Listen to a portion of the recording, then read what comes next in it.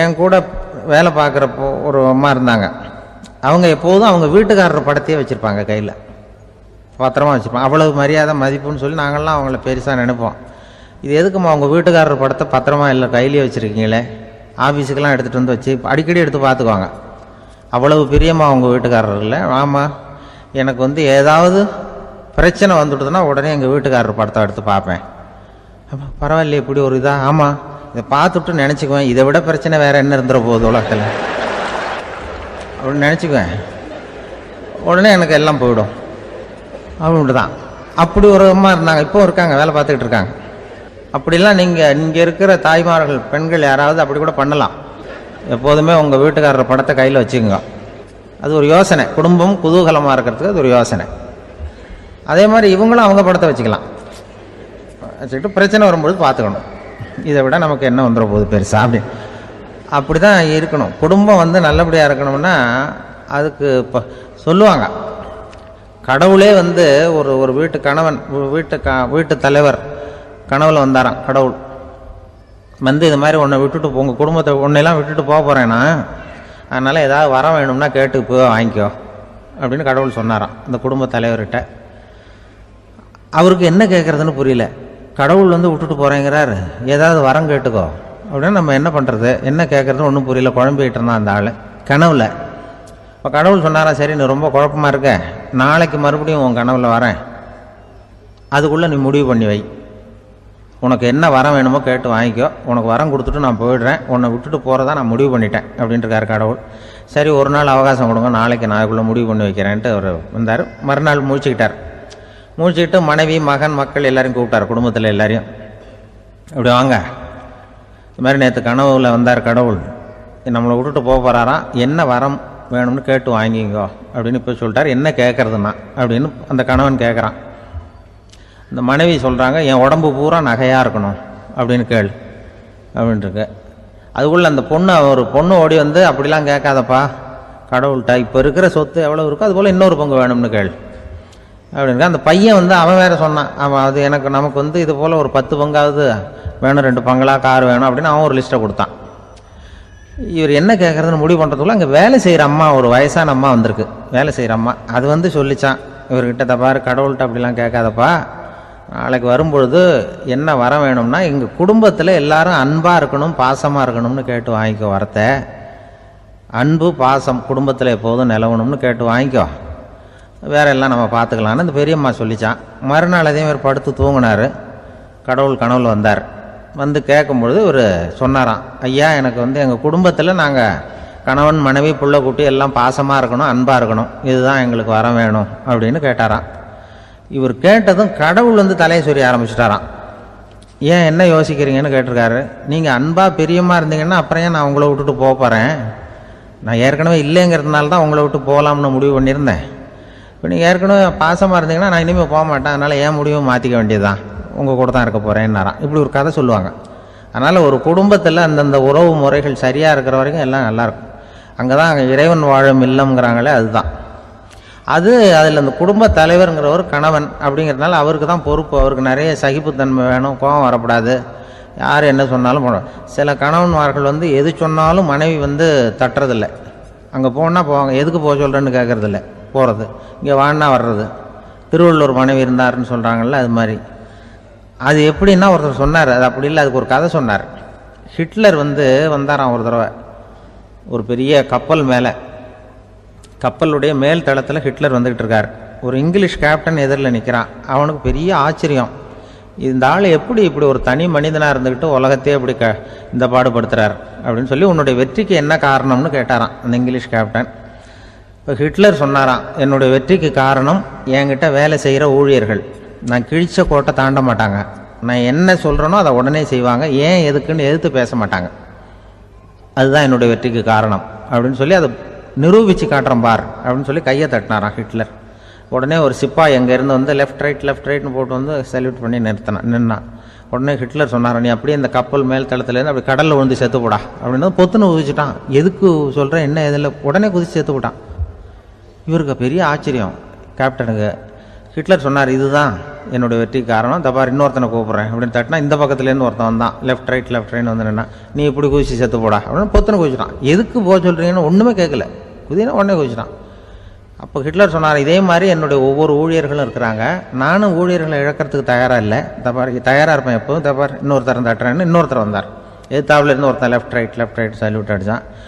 நீயும் குதிச்சு செத்து போடான்ருக்கார் ஹிட்லர். இவனால் பொறுக்க முடியல, இந்த இங்கிலீஷ் கேப்டன் அனாவசியமாக ஒவ்வொருத்தனாக குதிச்சுட்றானேன்னு சொல்லி ஓடி போய் அவனை குதிச்சிட்டான். குதிக்கிறதுக்கு முன்னாடி பிடிச்சி தனியாக எடுத்துகிட்டு போட்டான். தனியாக எடுத்துகிட்டு போய் அந்த சிப்பாய்கிட்ட கேட்டாரான் அந்த இங்கிலீஷ் கேப்டன், ஏன்ப்பா அந்த ஆள் குதிக்க சொல்கிறான்னா நீ ஏன் எதுக்குன்னு கேட்கறது இல்லையா, உடனே குதித்து செத்து போகிறீங்களே, இதெல்லாம் என்ன அநியாயம் அப்படின்ட்டுருக்கான் அந்த இங்கிலீஷ் கேப்டன் கையை பிடிச்சிக்கிட்டு. உடனே அந்த சிப்பாய்க்கு கோவம் வந்துட்டு தான், உடையா கையை, இவன்ட்ட வேலை பார்க்குறத விட உழுந்து செத்து போகலான்னு நான் குதிக்கிறான், என்ன அனாவசியமாக எதுக்கே இருக்க சொல்கிறேன் அப்படின்னு சொல்லி குதிச்சுட்டானா. அதனால் இந்த உடனே சொல்கிறத செய்கிறாங்க பாருங்கள், அவங்கள நம்பக்கூடாது. கணவன்மார்களுக்கு ஒரு எச்சரிக்கை, சொல்கிறத உடனே செஞ்சுருவாங்க மனைவி, நீ அங்கே போனால் போங்க வரணும் அது ஹிட்லர் மாதிரி நினைக்கிறாங்கன்னு அர்த்தம். இதுகிட்ட பேசிக்கிட்டு இருக்கிறத விட சொல்கிறத செஞ்சுட்டு போடுவோமே, அப்படி சமாளிக்கிற கணவன்மார்கள் உண்டு. குடும்பத்தில் அப்படிலாம் இருந்து சமாளிக்கிறாங்க. குடும்பத்தில் ஒருத்தர் அனுசரிப்பு தன்மைங்கிறது ரொம்ப அவசியம். கணவன் மனைவின்னா அனுசரித்து போகணும்னு சொல்லுவாங்க. அதாவது ஒரு கணவன் அதுக்காக தான் அந்த காலத்துலலாம் ஒரு வீட்டுக்கு மாப்பிள்ளை தேடுறதுங்கிறது ஒரு பெரிய குடும்பத்தை நிர்வகிக்கிற அளவுக்கு ஒரு கணவனாக வரக்கூடிய எப்படி இருக்கணும் அப்படின்னா, அந்த காலத்தில் புலி வேட்டைக்கு போகணும். ஒரு பொண்ணுக்கு மாப்பிள்ளை தேடுறதுன்னா நம்ம தமிழ் பழக்கம் என்னென்னா, காட்டுக்கு போய் ஒரு புலியை வேட்டையாடிட்டு வரணும், அந்த புலி பல்லு அல்லது நகத்தை கொண்டுட்டு வரணும் அந்த இளைஞன், அதை வீட்டில் கொடுப்பான், அதை தான் கட்டி அதை இதாக கட்டுவாங்க, மாலையாக போடுவாங்க, தாலியாக கட்டுவாங்க. அதாவது வீரம் இருக்கா பையனுக்குன்னு பார்ப்பாங்க. ஒரு பொண்ணு வேணும்னா நீ முதல்ல வீட்டுக்கு பொண்ணு கேட்க போகக்கூடாது, காட்டுக்கு போகணும், போய் புளியை கொண்டு வா, அதுக்கப்புறம் தான் உனக்கு பொண்ணு அப்படின்னு சொல்லுவாங்க. இப்போலாம் ஏன் போகிறது இல்லைன்னா, இப்போலாம் ஒருத்தனை காட்டுக்கு போய் புலிப்பல் கொண்டு வானா புலி தான் மாப்பிள்ளையாக வரும், அதனால தான் இப்போ போகிறதில்ல யாரும் காட்டுக்கு. அப்போ பெண்களும் ரொம்ப வீரமாக இருந்தாங்க. பெண்கள் மூலம் அந்த காலத்தில் எப்படின்னா, முறத்தாலேயே புலியை துரத்துவாங்களாம். நம்ம பழைய பாட்டிலெல்லாம் பார்த்துருப்பீங்க, முறத்தால் புலியை விரட்டினாங்கன்னு வரும் பழைய பாட்டு. ஒரு அந்த அளவுக்கு பெண்களுக்கு வீரம். இப்போ கல்யாணம் ஆகி இந்த காலத்தில் ஒரு கணவனை விரட்டிட்டு வந்தாங்களாம் முறத்தை எடுத்துக்கிட்டு, ஒரு மனைவி. அவன் பயந்துட்டு வெளில ஓடி வரான், பின்னாடி முறத்தை எடுத்துகிட்டு அந்த அம்மா ஓடி வருது.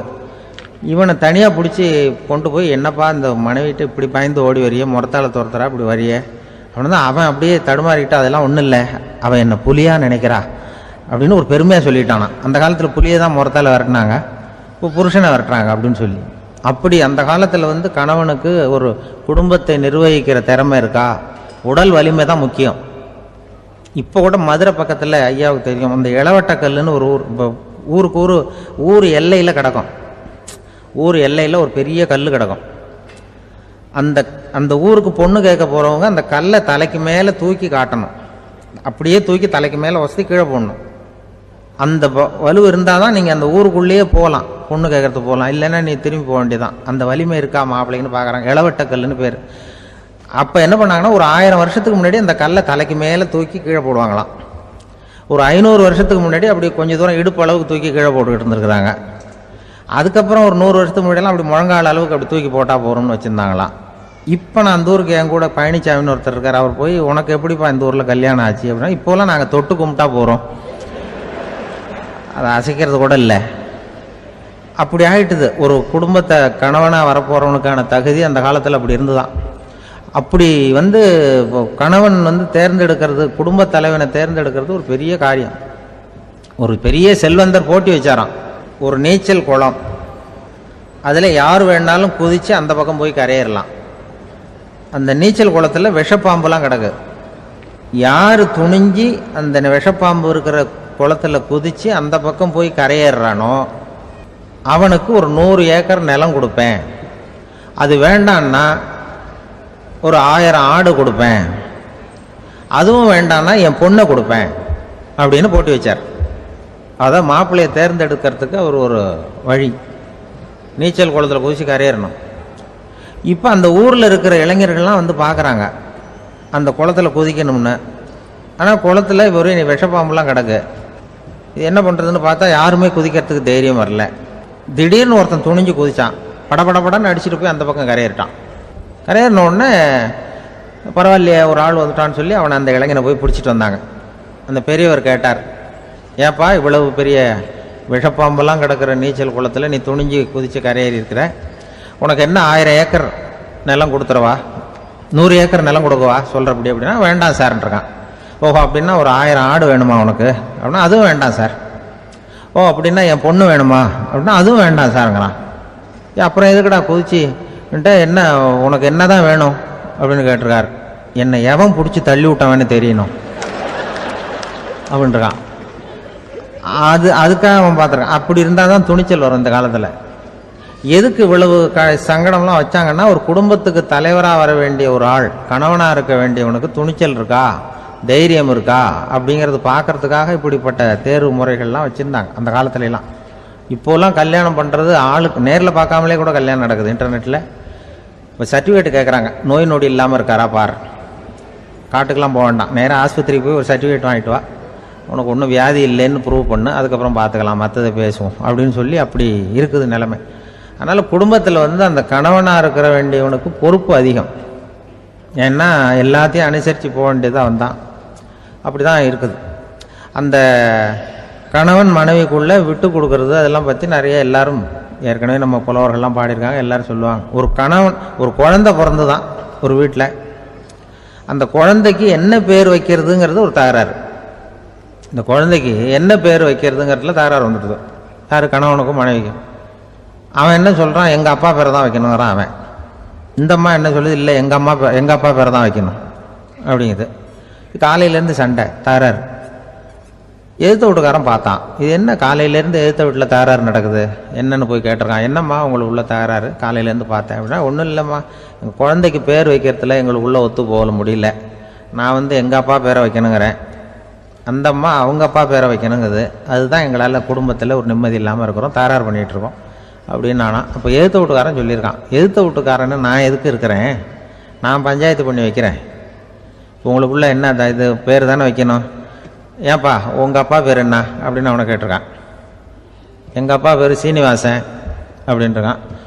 இந்த அம்மாவை உங்கள் அப்பா பேர் என்னம்மா, கிருஷ்ணன் அப்படின்னு சொல்லி. இவன் யோசிச்சு பார்த்தான், குழந்தைக்கு சீனிவாச கோபால கிருஷ்ணன்னு பேர் வைங்க போங்க அப்படின்ட்டு போயிட்டான். ஏற்ற விட்டுக்கு தீர்த்து வச்சுட்டு போயிட்டான். போனதுக்கப்புறம் இவங்க 2 பேரும் பேசிக்கிட்டாங்க. சரி, இந்த சீனிவாசன் சரி கிருஷ்ணன் சரி, நடுவில் கோபாலம் யார் அப்படின்னு சொல்லி அவனை போய் இழுத்துட்டு வந்தான். எழுத்து வீட்டில் போய் அது யார்ரா, அது இங்கே வா, அது யார்ரா கோபாலன், அது எங்கள் அப்பா பேர்,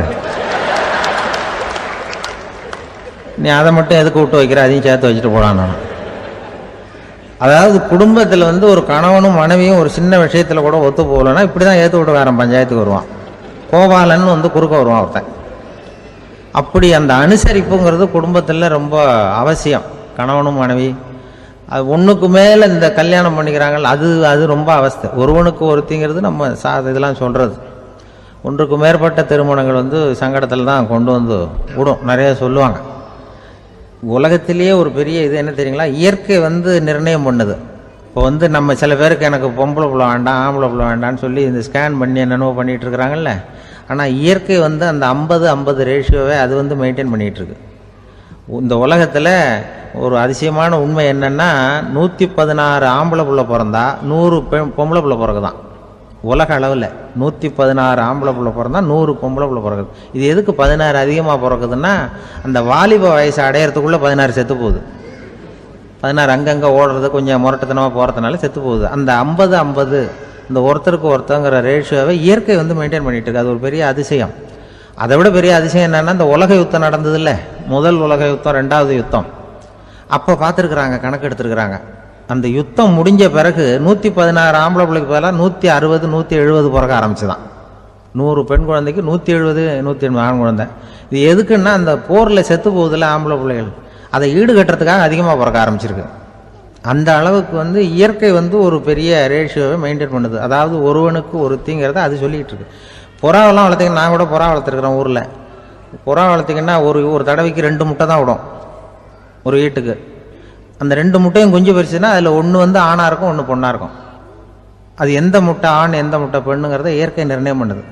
அதை வந்து நம்ம மாற்றவே முடியாது. 2யும் அந்த பெண்ணாவோ 2யும் ஆணாவோ மாற்ற முடியாது நம்ம. அதனால் அந்த இயற்கையை புரிஞ்சுக்கிட்டு நாம் நடந்துக்கணும். அதனால தான் ஒரு கணவன் ஒரு மனைவி, அதான் ஒருத்தருக்கு ஒருத்தங்கிறது. ஒன்றுக்கு மேலேனா சங்கடம் தான். ஒரு பஸ்ஸில் வந்து ரெண்டு பெண்கள் வந்துக்கிட்டு இருந்தாங்களாம். பஸ்ஸு பிரயாணம்.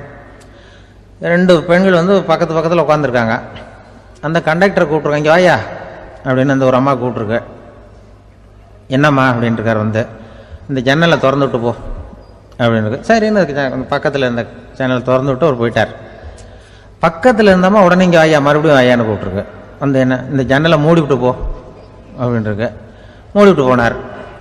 மறுபடியும் அந்த முன்னாடி கூப்பிட்டது வாமா வாயான்னு மறுபடியும் கண்டக்டரை கூப்பிட்டு, என்ன இந்த பார், இந்த ஜன்னலை வந்து நீ மூடி வச்சின்னா நான் மூச்சு திணறி செத்து போடுவேன். அப்புறம் உடனே பக்கத்தில் இருந்தம்மா தபாரியா அந்த அம்மா பேச்சை கேட்டுட்டு நீ திறந்து வச்சின்னா நான் குளிர் தாங்காமல் செத்து போடுவேன் அப்படின்னு. அவர் தலையை பிச்சுக்கிறார் கண்டக்டர். என்னடா பெரிய ரொம்ப போச்சேன்னு, கொஞ்சம் தூரம் பிரயாணம், இதில் கூட அட்ஜஸ்ட் பண்ணி போகக்கூடாதா அப்படின்னு. அப்போ அந்த பஸ்ஸில் பின்னாடி ஒருத்தன் கடைசி சீட்டில் வெயில் தாங்காமல் சட்டையெல்லாம் கட்டி போட்டுட்டு ஒரு கிராமத்து ஆள் பீடி குடிச்சிட்டு வரான். அவர் கூப்பிட்ருக்கான் அந்த ஆள், அந்த கண்டக்டர் இங்கே வாயா, அங்கே என்ன தகராறு அப்படின்னு. அந்த எதிர்த்து வீட்டுக்காரன் வந்தானே முன்னாடி பஞ்சாயத்துக்கு, அது மாதிரி கண்டக்டர் இங்கே வாயா, அவன் ஏன் நீ என்ன சொல்ல போகிற அப்படின்ட்டு வந்திருக்கான். சட்டையெல்லாம் கட்டி போட்டு பீடி குடிக்கிறான். பீடி புகையை ஊதிவிட்டு அங்கே என்ன தகராறு அப்படின்னு கேட்டிருக்கான். ஒன்றும் இல்லையா, அந்த அம்மா வந்து ஜன்னலை திறந்தா செத்து போவேங்கிறது, இந்த அம்மா ஜன்னலை மூடுனா செத்து போவேங்கிறது, நான் என்னையா பண்ணுறது ஒரு ஆள், இதுக்கு ஏன் கவலைப்படுறேன், நான் சொல்கிறத கேள், நான் தீர்த்து வைக்கிறேன் பிரச்சனையை அப்படின்னு சொல்லிவிட்டு பீடியை எடுத்துவிட்டு புகையை ஊதிவிட்டு சொன்னானா, கொஞ்ச நேரம் அந்த ஜன்னலை மூடி வை, அந்த அம்மா செத்து போவோம், அப்புறம் திறந்து வை, இந்த அம்மா செத்து போவோம், நாம் நிம்மதியாக போகலாம் அப்படின்னு சொல்லிட்டு பீடி குடிக்க ஆரம்பிச்சிட்டான். அவருக்கு கோவம் வந்துட்டுது கண்டக்டருக்கு. உனக்கு என்னையா நீ பாட்டுக்கு சொல்லிட்டு கொடுவ, அந்த 2 அம்மாவும் செத்து போச்சுன்னா அவங்க வீட்டுக்காரனுக்கெல்லாம் யார் பதில் சொல்கிறது அப்படின்னா, கவலையே படாத, 2 பேருக்கும் நான் தான் வீட்டுக்காரன். அதனால தான் அந்த யோசனையை சொன்னேன் உங்ககிட்ட. அப்புறம் இதுதான், இந்த ஒன்றுக்கு மேலே போச்சுன்னா அது இயற்கைக்கு விரோதம், இப்படிலாம் ஆகும். அதனால தான் அவன் அவ்வளவு ஒன்றுமே வேண்டான்ட்டு கடைசி பெஞ்சில் போய் சீட்டில் உட்காந்துக்கிட்டான்.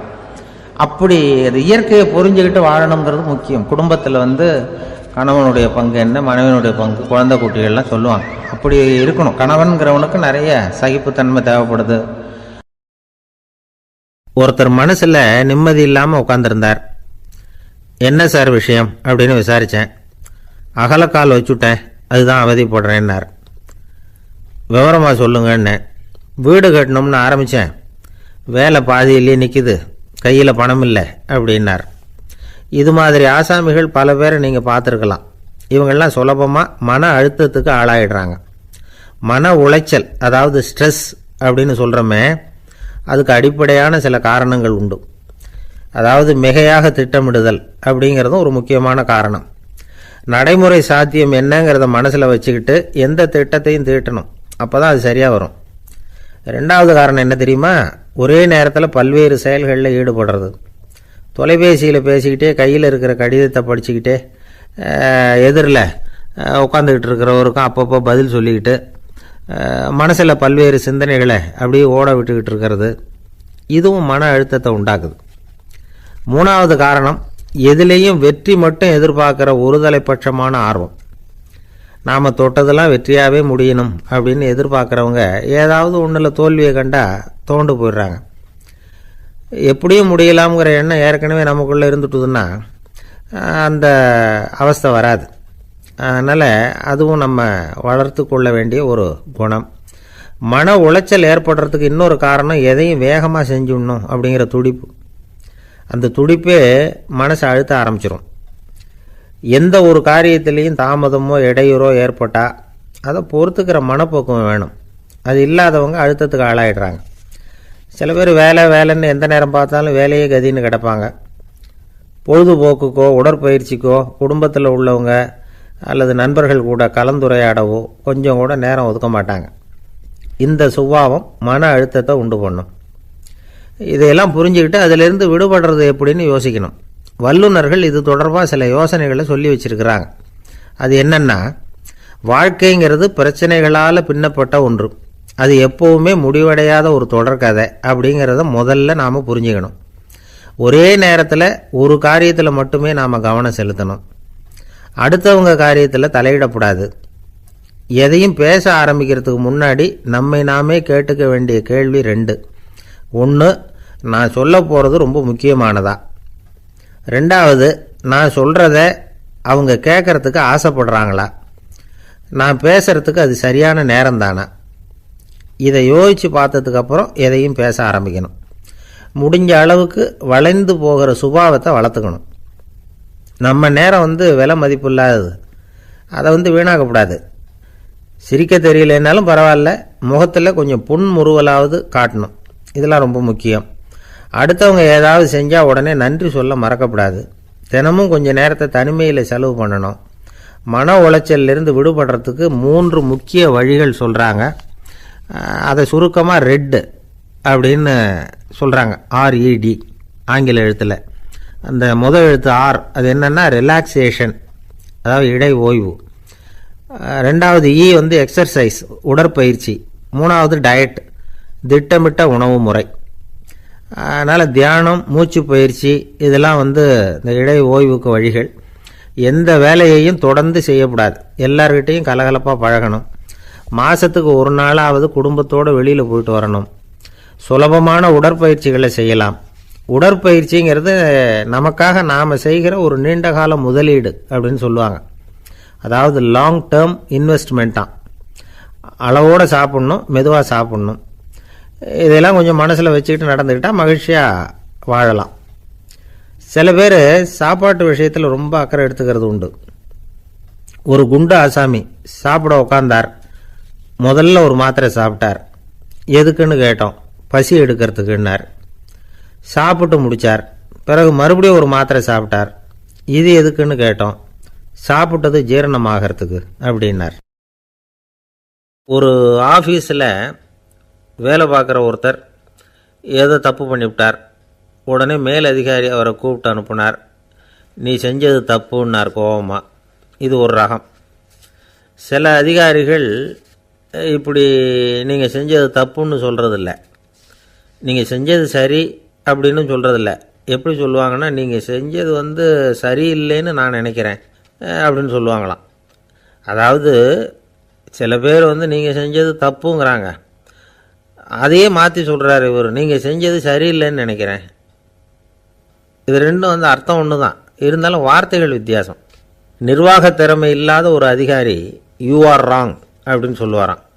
நிர்வாக திறமை உள்ள அதிகாரியாக இருந்தால் அதையே கொஞ்சம் மாற்றி I think you are not correct அப்படிம்பாரான்.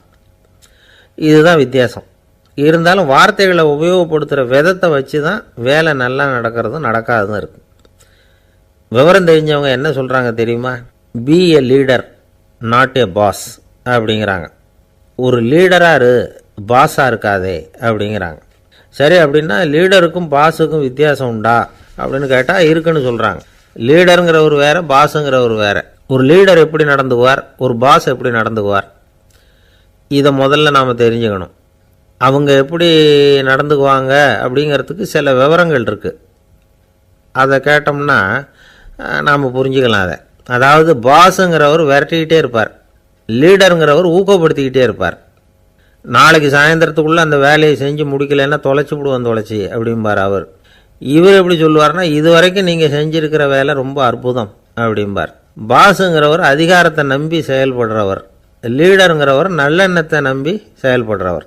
நம்மக்கிட்ட அதிகாரம் இருக்குது, பவர் இருக்குது, அதனால் காரியத்தை சாதிச்சுடலாம் அப்படின்னு நினைக்கிறவர் அவர். மற்றவங்கக்கிட்ட ஒரு நல்ல அபிப்பிராயத்தை சம்பாதிச்சுக்கிட்டு அது மூலமாக காரியங்களை சாதிக்கிறவர் இவர். பாஸுங்கிறவர் பயத்தை உண்டு பண்ணுவார், லீடருங்கிறவர் அன்பை பரவ செய்வார். அதை செய்யலைன்னா ஆடிட்டில் தகராறாயிடும், இது செய்யலைன்னா இன்க்ரிமெண்ட்டு கட் ஆகிடும், இப்படி ஏதாவது சொல்லி பயமுறுத்திக்கிட்டே இருப்பார் அவர். இவர் அப்படி இல்லை. உடம்பு இப்படி இருக்குது, வீட்டில் எல்லோரும் சௌக்கியமாக இருக்கிறாங்களா, ஆஃபீஸில் எல்லாம் வசதியாக இருக்குதா, நான் ஏதாவது உதவி செய்யணுமா அப்படின்னு அன்புக்கு முக்கியத்துவம் கொடுப்பார். பாஸுங்கிறவர் எதுக்கெடுத்தாலும் நான் சொல்லிகிட்டு இருப்பார், லீடருங்கிறவர் நாமன்னு சொல்லிகிட்டு இருப்பார்.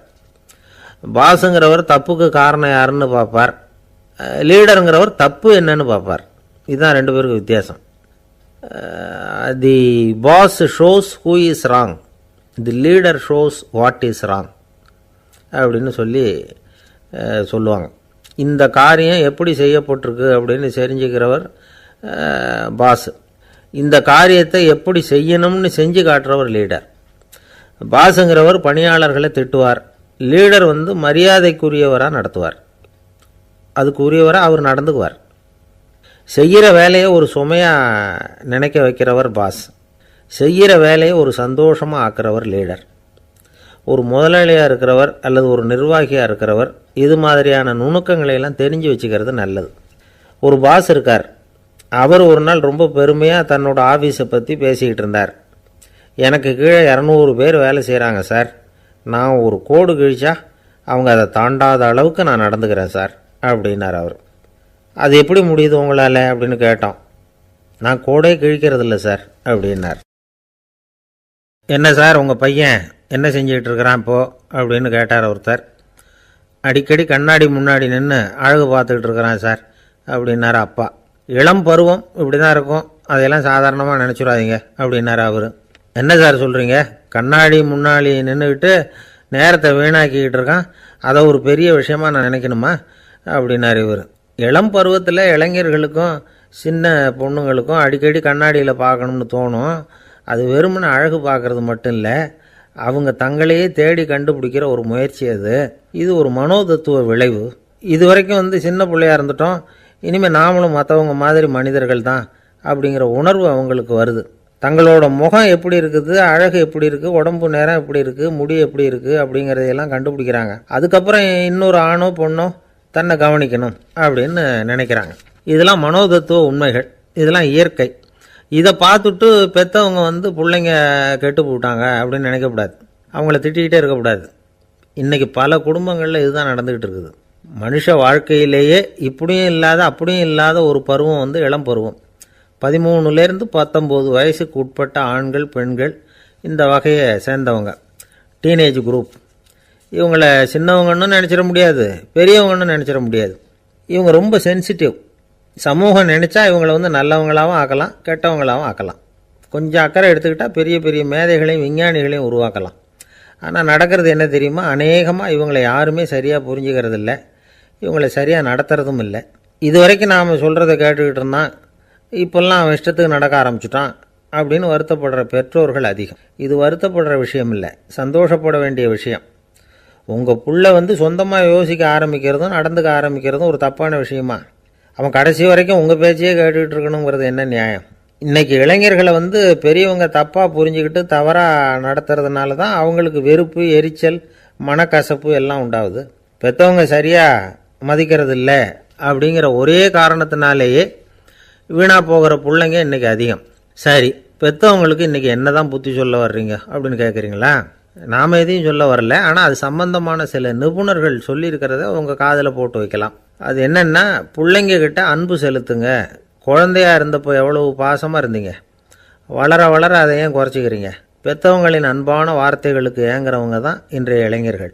அவங்க எதை சொன்னாலும் அதை அக்கறையாக காது கொடுத்து கேளுங்க, அலட்சியப்படுத்தாதீங்க. அவங்க விரும்புகிறது உங்கள்கிட்டேருந்து ஒரு மதிப்பு, மரியாதை, அங்கீகாரம், இவ்வளவுதான். அவங்க அவங்களாவே முடிவுகள் எடுக்கட்டும், அதுக்கு நீங்கள் உதவியாக இருங்க, அது போதும். மற்றவங்க முன்னாடி, முக்கியமாக அவங்க நண்பர்கள் முன்னாடி அவங்கள பற்றி மட்டமாக பேசாதீங்க. அவங்கக்கிட்ட பொய் சொல்லக்கூடாது. நீங்கள் சொன்னது பொய்ன்னு தெரிஞ்சு போச்சுன்னா உங்கள் பேரில் அவங்களுக்கு இருக்கிற மதிப்பு போயிடும், நம்பிக்கை போயிடும். அவங்களுக்கு முன்னாடி நீங்கள் சண்டை போடக்கூடாது. உங்கள் பிள்ளைய எப்பவும் இன்னொரு பிள்ளையோட ஒப்பிட்டு பேசுகிற வேலையே வேணாம். கூட பிறந்த மற்றவங்களோட கூட ஒப்பிடக்கூடாது. இப்படி செஞ்சால் அவன் உங்ககிட்டையும் பிரியமாக இருக்க மாட்டான், அவங்ககிட்டையும் பிரியமாக இருக்க மாட்டான். புள்ள எங்கே போகிறான், என்ன பண்ணுறான் அப்படின்னுலாம் துப்பறிஞ்சிக்கிட்டு இருக்கக்கூடாது. இளைஞர்கள் தனிமையை விரும்புகிறவங்க. அவங்கள பெட்டியில் வச்சு மூடி பாதுகாக்கணும்னு நினைக்கக்கூடாது. அவங்கள எப்படி பாதுகாக்கிறது அப்படிங்கிறது அவங்களுக்கே தெரியும். உங்கள் புள்ள எப்படி நடந்துக்கணும்னு நீங்கள் எதிர்பார்க்குறீங்களோ அது மாதிரி நீங்கள் நடந்து காட்டுங்க, அது போதும். ஒரு வீட்டில் அப்பாவும் அம்மாவும் பேசிக்கிட்டு இருக்கிறாங்க. என்னங்க, நம்ம பொண்ணு பெரியவளாயிட்டா, அடிக்கடி கண்ணாடி முன்னாடி போய் நின்றுக்கிட்டு இருக்கிறா, சீக்கிரமாக ஒரு பையனை பார்த்து கல்யாணத்தை முடிக்காமல் இப்படி மசன்னு கல் மாதிரி உட்காந்துருக்குறீங்களே அப்படின்னு சத்தம் போட்டாங்க அந்த அம்மா. அவசரப்படாத, பார்க்குறதுக்கு கண்ணுக்கு அழகாக லட்சணமாக புத்திசாலியாக ஒரு பையன் கிடைக்க வேணாமா, அதுதான் பார்த்துக்கிட்டு இருக்கிறேன் அப்படின்னார் அப்பா. இதுக்கு அந்த அம்மா சொல்கிறாங்க, எங்கள் அப்பா இப்படியெல்லாம் நினச்சிக்கிட்டு இருந்திருந்தா எனக்கு கல்யாணமே ஆயிருக்காது தெரியுமா அப்படின்னாங்களாம். 1816 செப்டம்பர் மாதம் 11 பிரான்ஸ் தேசத்தில் உள்ள ஒரு மருத்துவமனை. அங்கே ஒரு இளம் டாக்டர் கொஞ்ச நாளைக்கு முன்னாடி தான் அந்த ஆஸ்பத்திரியில் புதுசாக வேலைக்கு சேர்ந்துருக்கிறார். அவர் பேர் ரெனே லெனக். அவர் அன்னைக்கு காலையில் அந்த மருத்துவமனையில் அப்படியே ரவுண்ட்ஸ் வந்துக்கிட்டு இருக்கிறார். வார்டில் ஒரு படுக்கையில் ஒரு இளம்பெண் படுத்திருக்கிறா. அந்த பொண்ணுக்கு இருதய நோயாக இருக்கலாம்ங்கிறது மற்ற டாக்டர்கள் சந்தேகம். அந்த காலத்துல எல்லாம் ஒருத்தருடைய இருதய துடிப்பை தெரிஞ்சுக்கணும்னா நோயாளியின் மார்பில் டாக்டர் காதை வச்சு பார்த்து தான் தெரிஞ்சுக்கிறது வழக்கம். ஆனால் இந்த பெண்ணும் இளம்பெண், அந்த டாக்டரும் புதுசாக சேர்ந்துருக்கிறவர். அதனால் பரிசோதனை பண்ண தயங்கினார். கொஞ்ச நேரம் யோசனை பண்ணார். திடீர்னு ஒரு ஞாபகம் வந்தது அவருக்கு. அதாவது அன்றைக்கி விடியற் காலையில் தோட்டத்தில் அப்படி வாக்கிங் போயிட்டு இருந்தப்போ சின்ன பசங்கள்லாம் ஒரு மரக்கட்டையை வச்சு விளையாடிக்கிட்டு இருந்தாங்களாம். அதை இவர் பார்த்துருக்கிறார். அது என்ன விளையாட்டுனா, ஒரு நீளமான மரப்பலகை, அதில் ஒரு முனையில் ஒரு பையன் தன்னுடைய காதை வச்சுக்கிட்டு இருக்கிறான், மறுமுனையில் இன்னொரு பையன் அந்த மரப்பலகையை ஒரு ஆணியால் கீறிக்கிட்டு இருக்கிறான். ஒரு முனையில் ஆணியால் கீறும் பொழுது மறுமுனையில் காதை வச்சிருக்கிற பையனுக்கு அந்த சத்தம் துல்லியமாக கேட்குது. அந்த டாக்டருக்கு காலையில் பார்த்த இந்த விளையாட்டு ஞாபகத்துக்கு வந்துட்டுது. உடனே என்ன பண்ணார் தெரியுமா? ஒரு நீளமான காகிதத்தை எடுத்தார். அதை அப்படியே உருளை மாதிரி உருட்டினார். ஒரு முனையை அந்த நோயாளியின் மார்பில் இடது பக்கம் வச்சார், இன்னொரு முனையில் தன்னுடைய காதை வச்சார். என்ன ஆச்சரியம்! நோயாளியின் மார்பில் நேரடியாக காதை வச்சு கேட்குறத விட துல்லியமாக கேட்டுது இதய துடிப்பு. இதய துடிப்பு மட்டும் இல்லை, மூச்சு இழுத்து விடுறது, திரவ பொருள்களின் அசைவு, எல்லா சத்தமும் தெளிவாக கேட்குது. கிரேக்க மொழியில் ஸ்டெத்தாஸ் அப்படின்னா மார்பு, ஸ்கோப்பின் அப்படின்னா பார்ப்பதுன்னு அர்த்தம். அதனால் டாக்டர் ரெனே லெனக் தான் கண்டுபிடிச்ச கருவிக்கு ஸ்டெத்தஸ்கோப் அப்படின்னு பேர் வச்சார். அவரே முதல் மாடலையும் செஞ்சார். அளவு ரொம்ப பெருசாக இருந்தது, சுலபமாக எடுத்துகிட்டு போகிறது கஷ்டம், அது அவ்வளோ கஷ்டமாக இருந்தது அது. அதனால் அவரே அதை அப்புறம் 2 பிரிவாக தயார் பண்ணார். இது 2 துண்டையும் டாக்டர் தன்னோட கோட்டு பாக்கெட்டில் வச்சுக்கலாம், தேவைப்படுறப்ப எடுத்து ஒன்றா சேர்த்துக்கலாம். இப்படி தான் அவர் ஆரம்பத்தில் பண்ணார். தன்னுடைய இந்த கண்டுபிடிப்பை பற்றி அவர் ஒரு புத்தகம் எழுதினார். நிறைய விற்றுது, புகழும் பணமும் சேர்ந்தது. பணமும் புகழும் சேர்ந்தது மாதிரியே அவருக்கு ஒரு நோயும் சேர்ந்தது. அது என்ன நோயின்னு கண்டுபிடிக்கிறதுக்கும் அவர் கண்டுபிடிச்ச கருவி தான் உபயோகப்பட்டு தான். அவரே அதை கண்டுபிடிச்சார். அவருக்கு வந்திருந்தது காச நோய். 1826ஆம் வருஷம் ஆகஸ்ட் மாதம் 13ஆம் தேதி உலகத்தின் முதல் ஸ்டெதஸ்கோப்பை கண்டுபிடிச்ச டாக்டர் ரெனே லெனக் காலமானார். அவர் சாகிறதுக்கு முன்னாடி மரத்தால் செஞ்சு வச்சுருந்த ஸ்டெதஸ்கோப்பை தனக்கு வேண்டியப்பட்ட ஒரு டாக்டர்கிட்ட கொடுத்து, என்னுடைய சொத்துக்கள்லேயே ரொம்ப வசந்தது அப்படின்னு சொன்னாராம். அதுக்கப்புறம் 3 வெள்ளைக்காரங்க சேர்ந்து இந்த கருவியில் சில மாற்றங்களை பண்ணாங்க. ஆனால் 1829 லண்டனில் டாக்டர் நிக்கோலஸுங்கிறவர் ஒரு காதால் இதய துடிப்பை கேட்குறத விட டாக்டர் 2 காதாலையும் கேட்குறது தான் சரியாக இருக்கும் அப்படின்னு ஒரு கருத்தை வெளியிட்டார். அதுக்கப்புறம் ரொம்ப காலம் கழித்து 1852 ஜார்ஜ் காமான் அப்படிங்கிறவர் ரப்பர் டியூபுகளை உபயோகப்படுத்தி 2 காதாலையும் கேட்குற மாதிரி ஒரு புதிய வடிவத்தை அதுக்கு கொடுத்தார். அதுக்கு பிறகு அது படிப்படியாக எவ்வளவோ மாற்றங்கள் இருந்தாலும் ஆரம்பத்தில் டாக்டர் ரெனே லெனக் உருவாக்கின அடிப்படை மாடலை யாரும் மாற்றி அமைக்கலைங்கிறது தான் முக்கியமான விஷயம். நமக்கு தெரிஞ்ச ஒரு ஆஸ்பத்திரி, அதில் ஒரு நோயாளி, காலை நேரத்தில் நர்ஸு அந்த பக்கமாக போயிட்டு இருந்தாங்க. அதை பார்த்துட்டு ஒரு நர்ஸுன்னு கத்துறார். நர்ஸு அவசரமாக ஓடி என்ன விஷயம்னு கேட்டாங்க. சிஸ்டர், இங்கே பாருங்கள், உங்கள் டாக்டரை என் நெஞ்சில் அவர் காதை வச்சு கேட்டுக்கிட்டு இருக்கிறார் அப்படின்னார் நோயாளி. சிஸ்டர் பதட்டப்படாமல், அதனால் என்ன, இந்த டாக்டர் பழமையான விஷயங்களில் ரொம்ப நம்பிக்கை உள்ளவர், அதனால் ஸ்டெதாஸ்கோப்பை உபயோகப்படுத்தாமல் காதை வச்சு கேட்குறார், அது ஒன்றும் தப்பு இல்லை அப்படின்னாங்களாம். ஐயோ, அதுக்காக இல்லை சிஸ்டர், இவர் என் நெஞ்சு மேலே தலையை வச்சது நேற்று ராத்திரி 9 மணி, இப்போ விடிஞ்சு போச்சு, இன்னமும் தலையை எடுக்கவே இல்லை, அதுக்காக தான் சந்தேகப்பட்டு உங்களை கூப்பிட்றேன் அப்படின்னார். அரேபிய நாடு, அங்கே ஒரு ஆட்சி தலைவர், அரேபிய நாட்டு ஆட்சி பொறுப்பை ஏற்றுக்கிட்டவர். அவர் ஆட்சி பொறுப்பை ஏற்றுக்கிட்ட பிறகு ஒரு நாள் ஒரு தெருவில் நடந்து போய்கிட்டு இருந்தார். அவர் தோளில் ஒரு பெரிய துணி மூட்டை, அதை சுமந்துக்கிட்டு கடத்தெருவை நோக்கி அவர் போய்கிட்டு இருக்கிறார். வழியில் அவரை சந்தித்தார் உமர். அவர் கேட்டார், கலீஃபா அவர்களே, எங்கே புறப்பட்டுட்டீங்க அப்படின்னு கேட்டார். கலீஃபான்னா ஆட்சி தலைவர்னு அர்த்தம். இதுக்கு அவர் சொன்னார், நான் துணி வணிகம் செய்கிறவன், அதனால் துணி வியாபாரம் செய்கிறதுக்காக போயிட்டுருக்கிறேன்னார். நீங்கள் இப்போ இந்த நாட்டுக்கு ஆட்சி தலைவர், ஆட்சி பொறுப்பில் இருக்கிறீங்க. நீங்கள் வியாபாரம் செய்ய போட்டால் அரசு பணிகளை செய்கிறது யார் அப்படின்னு கேட்டார் அவர். நான் அரசு பணிகளை மட்டுமே செஞ்சுக்கிட்டு இருந்தா என் குடும்பத்தை காப்பாற்றுறது யார் அப்படின்னு கேட்டார் அவர்.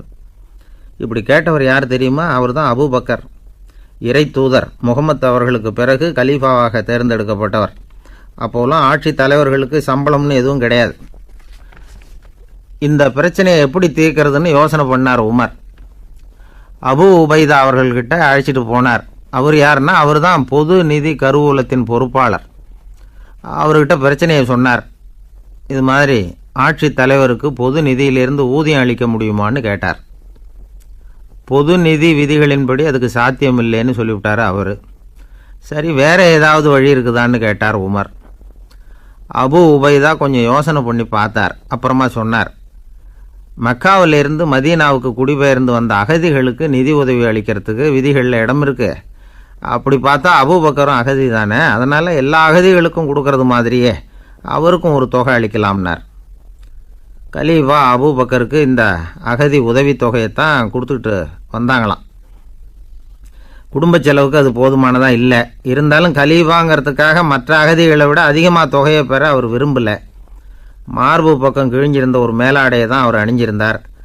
அவருடைய துணைவியார் அஸ்மா, அவங்க ஒரு நாள் தேன் அருந்த ஆசையாக இருக்குன்னாங்களாம். நமக்கு கிடைக்கிற ஊதியம் குடும்ப செலவுக்கே போதுமானதா இல்லையே, இந்த நிலையில் தேன் வாங்கிறதுக்கு காசுக்கு நான் எங்கே போவேன்ருக்கார் அவர். கொஞ்ச நாள் கழித்து அவங்க ஒரு தொகையை அவர்கிட்ட கொடுத்து தேன் வாங்கிட்டு வர சொன்னாங்களாம். இவருக்கு ஆச்சரியம், ஏது இந்த பணம்னு கேட்டிருக்காரு. நீங்கள் தினமும் குடும்ப செலவுக்காக கொடுத்துக்கிட்டு வந்த பணத்தில் கொஞ்சம் கொஞ்சமாக மிச்சப்படுத்தி வச்சேன்னாங்களாம். அபூபக்கர் அந்த பணத்தை எடுத்துக்கிட்டு நேராக பொது நிதி கருவூல பொறுப்பாளர்கிட்ட போனார். இந்த பணத்தை பொது நிதியில் சேர்த்துருங்க, இது அதிகப்படியாக எனக்கு தரப்பட்டு வந்த ஊதியம், அடுத்த மாதத்துலேருந்து இந்த தொகையை குறைச்சிங்கன்னு வேற சொல்லிவிட்டாராம். பசியை தணிக்க தேவையான அளவு உணவு, ஒரு ஜோடி உடை, இதை தவிர கூடுதலாக மக்கள் பொது நிதியிலிருந்து வாங்கிக்கிறதுக்கு என் குடும்பத்தாருக்கு உரிமை இல்லை அப்படின்னு சொல்லி கண்டிப்பாக சொல்லிவிட்டாராம். அவர் வாங்கிட்டு வந்த இந்த குறைந்த ஊதியம் கூட அவர் மனசை உறுத்திக்கிட்டே இருந்தது. கடைசி நேரம் அவர் தம்முடைய மகள் ஆயிஷா அவர்களை அழைச்சார். மகளே, இதுவரைக்கும் பொது நிதியிலிருந்து நான் வாங்கிட்டு வந்த தொகை என்னுடைய இதயத்தில் பாரமாக அழுத்திக்கிட்டு இருக்கு. என் தோட்டத்தை விற்று அதில் வர்ற பணத்திலிருந்து நான் இதுவரைக்கும் வாங்கிட்டு வந்த ஊதிய தொகையை கணக்கு போட்டு பொது நிதியில் சேர்த்துடு அப்படின்னாராம். பதவி ஏற்கிறதுக்கு முன்னாடி தன்கிட்ட இருந்ததை விட இப்போ கூடுதலாக என்ன சொத்து இருக்குன்னு பார்த்துருக்கார். ஒரு ஒட்டகம், ஒரு கோப்பை, ஒரு பணியாள். இதையும் அடுத்தபடியாக கலீஃபாவா வர்றவர்கிட்ட ஒப்படைச்சிருங்க அப்படின்னு விட்டாராம். அதே மாதிரி அடுத்து வந்த உமர்கிட்ட ஒப்படைச்சாங்க. அப்போ உமர் சொன்னாராம், அபூபக்கரே, இந்த முன்மாதிரியால் உங்களுக்கு பிறகு இந்த ஆட்சி பொறுப்பை ஏற்கிறவர்களை பெரும் நெருக்கடிக்கு ஆளாகி விட்டீங்க அப்படின்னு சொல்லி ரொம்ப கண் கலங்கினாராம். கடைசியாக அபூபக்கர் தன்னுடைய குடும்பத்தாருக்கு விட்டு சென்ற சொத்து ஒரு படுக்கை விரிப்பு, ஒரு போர்வை, அவ்வளவுதான். இது சிந்திக்க வேண்டிய ஒரு செய்தி. ஒரு ஊரில் ஒரு மன்னர் இருந்தாராம். அமைச்சர் அவர்கிட்ட சொன்னாராம், மன்னா, நம்ம ராஜ்யத்தில் இனிமே லஞ்ச ஊழலே இருக்காதுன்னாராம். ஆஹா, அப்படின்னா ஊழல் பேர் வழிகளையெல்லாம் நாடு கடத்தியாச்சா அப்படின்னு கேட்டிருக்காரு மன்னர். இதுக்கு அவர், அப்படி இல்லைங்க, இனிமே கொடுக்கறதுக்கு ஜனங்கள்கிட்ட பணமே இல்லை அப்படின்னாராம். இந்த உலகத்தில் எல்லாருக்கும் மகிழ்ச்சி தரக்கூடிய ஒரு பொருள் எது? இது ஒரு முக்கியமான கேள்வி. இந்த கேள்விக்கு பொருத்தமான ஒரு பதிலை உங்களால் சொல்ல முடியுமா? அதாவது கொஞ்சம் யோசித்து பார்த்தா பணம்னு சொல்லலாமா? இப்போ கையில் காசு இல்லாதவங்ககிட்ட ஒரு 10 ரூபாய் கொடுத்தா அது அவனுக்கு சந்தோஷத்தை கொடுக்கும். ஏற்கனவே வருமான வரி பிரச்சனையில் சிக்கி இருக்கிறவர்கிட்ட இன்னும் கொஞ்சம் பணம் இந்தாங்கன்னு சொல்லி கொடுத்தோம்னா அது அவருக்கு சங்கடத்தை தான் கொடுக்கும். அதனால் அந்த கேள்விக்கு பணங்கிறது பொருத்தமான பதிலாக இருக்க முடியாது. கேள்வி என்னன்னா, இந்த உலகத்தில் எல்லாருக்கும் மகிழ்ச்சி தரக்கூடிய ஒரு பொருள் எது? சரி, இனிப்புன்னு சொல்லலாமா? ஏன்னா எல்லாருக்கும் இனிக்க தானே செய்யும். அதுலேயும் ஒரு சிக்கல் இருக்குது. சர்க்கரை வியாதிக்காரங்களுக்கு அது என்ன சந்தோஷத்தையாக கொடுக்கும்? ஆக எல்லாருக்கும் வேறுபாடு எதுவும் இல்லாமல் மகிழ்ச்சியை கொடுக்கக்கூடியது வேறு ஏதோ ஒன்று இருக்குது. அது என்னன்னு கண்டுபிடிக்கணும். அதுதான் இன்றைக்கி தகவல். இப்போ அதை கண்டுபிடிக்கணும்னா இந்த கதையை கேட்கணும். அது என்ன கதைன்னா, ஒரு ஊரில் ஒரு ராஜா இருந்தார். அவருக்கும் இதே சந்தேகம் வந்துட்டுது. அதாவது எல்லாருக்கும் இன்பம் தரக்கூடிய பொருள் எது அப்படின்னு. இதுக்கு பதில் தெரிஞ்சுக்கிறதுக்கு ஆசைப்பட்டார். சரி, அதுக்கு என்ன செய்யலாம்னு யோசனை பண்ணார். நாட்டு மக்களுக்கு பகிரங்கமாக ஒரு அறிவிப்பு கொடுத்தார். நம்ம நாட்டு மக்கள் இன்பம் தரக்கூடிய பொருள் எதுன்னு நினைக்கிறாங்களோ அதை கொண்டுக்கிட்டு வந்து அரண்மனையில் உள்ள கண்காட்சி மண்டபத்தில் வைக்கலாம். அப்படி அவங்க வைக்கிற பொருள்களில் எது எல்லாருக்கும் இன்பம் தரக்கூடியதாக இருக்குமோ அதை வச்சவருக்கு 1000 பொற்காசுகள் பரிசு அப்படின்னு அறிவிப்பு கொடுத்துட்டார். ஜனங்கள் இந்த அறிவிப்பை கேட்டாங்க. அதுக்கப்புறம் சும்மா இருப்பாங்களா? 1000 பொற்காசுன்னா சும்மாவா? அவங்க கையில் என்னென்ன கிடைச்சதோ அதையெல்லாம் கொண்டாந்து அரண்மனை காட்சி மண்டபத்தில் வச்சுட்டாங்க. அதுக்கப்புறமா ராஜா அங்கே வந்தார். ஒவ்வொன்றா பார்த்துக்கிட்டே வந்தார். முதல்ல ஒரு குயில் இருந்தது, இனிமையாக பாடக்கூடிய குயில். இந்த குயிலோட இன்னிசை எல்லாருக்கும் இன்பம் தரக்கூடியது தான். இருந்தாலும் காது கேட்காதவங்களுக்கு இந்த இசை எப்படி இன்பம் தர முடியும்? அதனால் இது சரியில்லைன்னு விட்டார். அடுத்தபடியாக போனார். அங்கே என்ன வச்சுருக்குறாங்கன்னு பார்த்தா ஒரு அழகான மயில் அங்கே தோகை விரித்து ஆடிக்கிட்டு இருக்குது. இந்த மயிலோட ஆட்டம் வந்து மனசுக்கு இன்பம் தரக்கூடியது தான். இருந்தாலும் பார்வை இல்லாதவங்க இந்த ஆட்டத்தை பார்த்து ரசிக்க முடியுமா? முடியாது. அதனால் இதுவும் சரியில்லை அப்படின்னு சொல்லிவிட்டார். அதுக்கு அடுத்தபடியாக போனார். பல வகையான இனிப்பு பண்டங்களை வச்சுருந்தாங்க. பார்த்தார், வயசானவங்களுக்கும் நோயாளிகளுக்கும் இது வந்து இன்பம் தராது, துன்பம் தான் கொடுக்கும் அப்படின்னார். இப்படி ஒவ்வொன்றா பார்த்துக்கிட்டே போகிறார். அழகான மலர்கள், கனிகள், ஓவியங்கள் எதுவுமே பொருத்தமாக தெரியல. சகல பேருக்கும் இன்பம் தரக்கூடிய வகையில் எதுவும் இல்லை. கடைசியாக வந்தார். அங்கே ஒரு களிமண் பொம்மை இருந்தது. அது என்ன பொம்மை தெரியுமா? பசியால் வாடி இருக்கிற ஒருத்தருக்கு ஒரு அம்மா இனிமையாக பேசிக்கிட்டு சோறு போடுறது மாதிரி அந்த பொம்மையை செஞ்சுருந்தாங்க.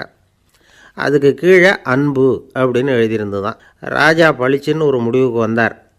அந்த பொம்மையை செஞ்ச சிற்பியை வரவழைச்சார், பரிசு கொடுத்தார். அன்பு ஒன்று தான் எல்லாருக்கும் இன்பம் அளிக்கக்கூடிய பொருள்.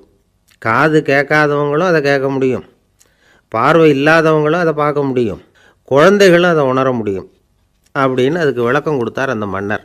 இந்த உலகத்தில் எல்லாருக்கும் மகிழ்ச்சி தரக்கூடிய ஒரு பொருள் அன்பு தான். அதை புரிஞ்சுக்கிட்டு தான் சில கணவன்மார்கள் மனைவி பேரில் ரொம்ப அன்பை காட்டிக்கிறது வழக்கம். ஒரு வீட்டு வாசப்படி பக்கமாக மழைக்கு வந்து ஒதுங்கினார் ஒருத்தர். மழை தூரிக்கிட்டு இருந்தது, இருட்டு நேரம். அந்த வீட்டில் இருந்தவர், இன்றைக்கி ராத்திரி வேணும்னா இங்கேயே தங்கிட்டு காலையில் போங்க அப்படின்னார்.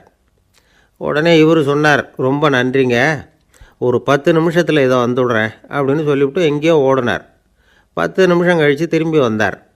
ஆமாம், எங்கே போயிட்டு வந்தீங்கன்னு கேட்டார் வீட்டில் இருந்தவர். நேராக எங்கள் வீட்டுக்கு போய் மனைவிக்கிட்ட இன்றைக்கி ராத்திரி இங்கேயே தங்கிக்கிறேன்னு சொல்லிவிட்டு வந்துவிட்டேன் அப்படின்னார் அவர். அன்பில் இது ஒரு ரகம். ஆசைப்படுறதில்ல தப்பு இல்லை, ஆனால் அந்த ஆசை தேவைக்கு தகுந்த மாதிரி இருக்கணும். தேவைக்கு மீறிய ஆசைகள் இருக்குது பாருங்கள், அது தேவையில்லை. இந்த கருத்தை வலியுறுத்தது மாதிரி ஒரு கதை உண்டு. தேவேந்திரனுக்கு திடீர்னு வீடு கட்டணும்னு ஒரு ஆசை வந்துதான். வீடுன்னா நாம் கட்டுற மாதிரி இல்லை.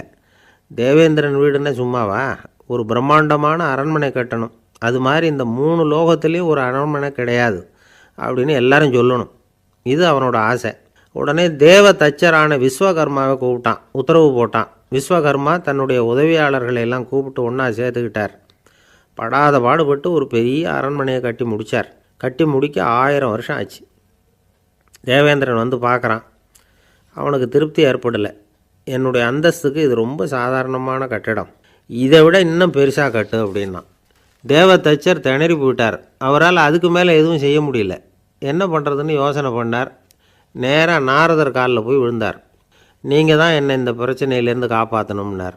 நாரதர் யோசனை பண்ணார். சரி, கவலைப்படாதேன்னார். நேராக இந்திரன்கிட்ட போனார். இந்திரன் வந்து நாரதரை பார்த்த உடனே வாங்கன்னு கூட்டிகிட்டு போய் அரண்மனையை காட்டினான். இது மாதிரி ஒரு அரண்மனையை நீங்கள் வேறு எங்கேயாவது பார்த்துருக்குறீங்களா அப்படின்னு ரொம்ப பெருமையாக கேட்டான்.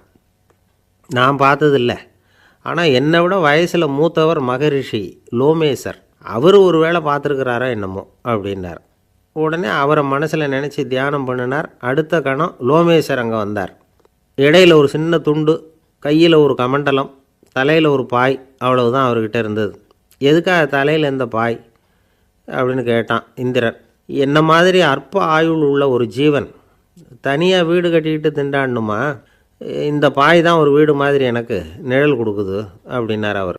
என்னது, உங்களுக்கு வந்து அவ்வளவு கொஞ்சமான ஆயுளா அப்படின்னு ஆச்சரியத்தோடு கேட்டான் இந்திரன். ஆமாம், இதை பாரு, என்னுடைய மார்பில் ஒரு பொற்காசு அளவுக்கு ரோமம் உதிர்ந்துட்டுது. எப்போ என் உடம்புல உள்ள எல்லா ரோமமும் உதிர்ந்துருமோ அப்போ என்னுடைய ஆயுள் முடியும் அப்படின்னார். எப்போ அந்த ரோமங்கள் பூரா உதிரும்னு கேட்டான் இவன். ஒரு பிரம்மா மறைஞ்சதும் ஒரு ரோமம் உதிரும். என் உடம்புல உள்ள ரோமங்களின் எண்ணிக்கை எவ்வளவோ அவ்வளவு பிரம்மாக்கள் தோன்றி அவங்க ஆயுள் முடியும் பொழுது என் உடம்புல உள்ள ரோமங்கள் பூரா உதிரும் அப்படின்னார். அப்படின்னா ஒரு பிரம்மாவோட ஆயுள் எவ்வளவு காலம்னு கேட்டான். ஒரு பிரம்மாவுக்கு 100 தேவ வருஷம். ஒவ்வொரு தேவ வருஷத்துக்கும் 365 தேவ நாள். ஒவ்வொரு தேவ நாள்லேயும் ஒன்றை மாதிரி 14 இந்திரர்கள் தோன்றி மறைகிறாங்க அப்படின்னு மகரிஷி லோமேசர் சொல்கிறார். இதை கேட்டதும் இந்திரன் ஆடி போயிட்டான். அவ்வளவு ஆயுள் உள்ள இவரே அற்ப ஆயுள்னு சொல்கிறார். நான் என்னுடைய ஆயுளை பெருசாக நினச்சிக்கிட்டு பிரம்மாண்டமான அரண்மனை கட்டணும்னு ஆசைப்படுறேனே அப்படின்னு நினச்சான். எனக்கு வீடு கட்டின வரைக்கும் போதும்னு விட்டான். அதனால் நாமெல்லாம் நம்முடைய தேவைக்கு தகுந்த மாதிரி ஆசைப்படுறது தான் நியாயம். ஆனால் அப்படியே நடந்துக்கிறோம். மனுஷன் கடவுளையே ஏமாற்றி காசு வாங்கிறதுக்குள்ள ஆசைப்படுறான். ஒருத்தன் கடவுளை நினச்சி தவம் இருந்தான். கடவுள் நேரில் வந்தார். தேவலோகத்தில் ரூபாய்க்கெல்லாம் என்ன மதிப்புன்னு கேட்டான். அங்கெல்லாம் ரூபாய்ங்கிறது உங்கள் பணத்தில் 1 கோடி ரூபாய்க்கு சமம். அதாவது தேவலோகத்தில் 1 ரூபான்னா இங்கே 1 கோடி ரூபா. அது மாதிரி எங்களுக்கு ஒரு நாளுங்கிறது உங்கள் கணக்கில் 1 கோடி வருஷத்துக்கு சமம் அப்படின்னார் கடவுள். அப்படின்னா எனக்கு நீங்கள் அதிகமாக எதுவும் தர வேணாம், உங்கள் கணக்குப்படி ஒரே 1 ரூபா கொடுங்க, அது போதும்னா இவன் ரொம்ப சாமர்த்தியமாக. கடவுள் யோசனை பண்ணார். அது ஒன்றும் கஷ்டம் இல்லை, 1 ரூபா தானே கேட்குற, கொடுத்துட்றேன். ஆனால் இப்போ வரும்பொழுது நான் எடுத்துக்கிட்டு வரல, எங்கள் கணக்குப்படியே 1 நாள் பொறுத்துக்க பணத்தோடு வந்துடுறேன் அப்படின்னு சொல்லிவிட்டு பறந்து போயிட்டார். ஒரு பெரியவர்கிட்ட பேசிக்கிட்டு இருந்தேன். அவர் என்கிட்ட ஒரு கேள்வி கேட்டார். திருடர்கள் எத்தனை வகை தெரியுமா உனக்கு அப்படின்னார். இதுதான் அவர் கேட்ட கேள்வி. எதுக்காக என்ன பார்த்து அந்த கேள்வி கேட்டார் தெரியல. இருந்தாலும் நான் அவருக்கு பதில் சொன்னேன். திருடர்களில் எத்தனையோ வகை உண்டுங்க. கார் திருடன், சைக்கிள் திருடன், முகமூடி திருடன், இப்படி சொல்லிகிட்டே போகலாம். இருந்தாலும் என்னுடைய சிற்றறிவுக்கு எட்டின வரையில் திருடர்களை 2 வகையாக பிரிக்கலாம் அப்படின்னு நினைக்கிறேன். ஒன்று ராத்திரியில் திருடுற திருடன், இன்னொருத்தன் பகலில் திருடுற திருடன். அதாவது பகல் திருடன், ராத்திரி திருடன் அப்படின்னு பெரியவர் சிரித்தார்.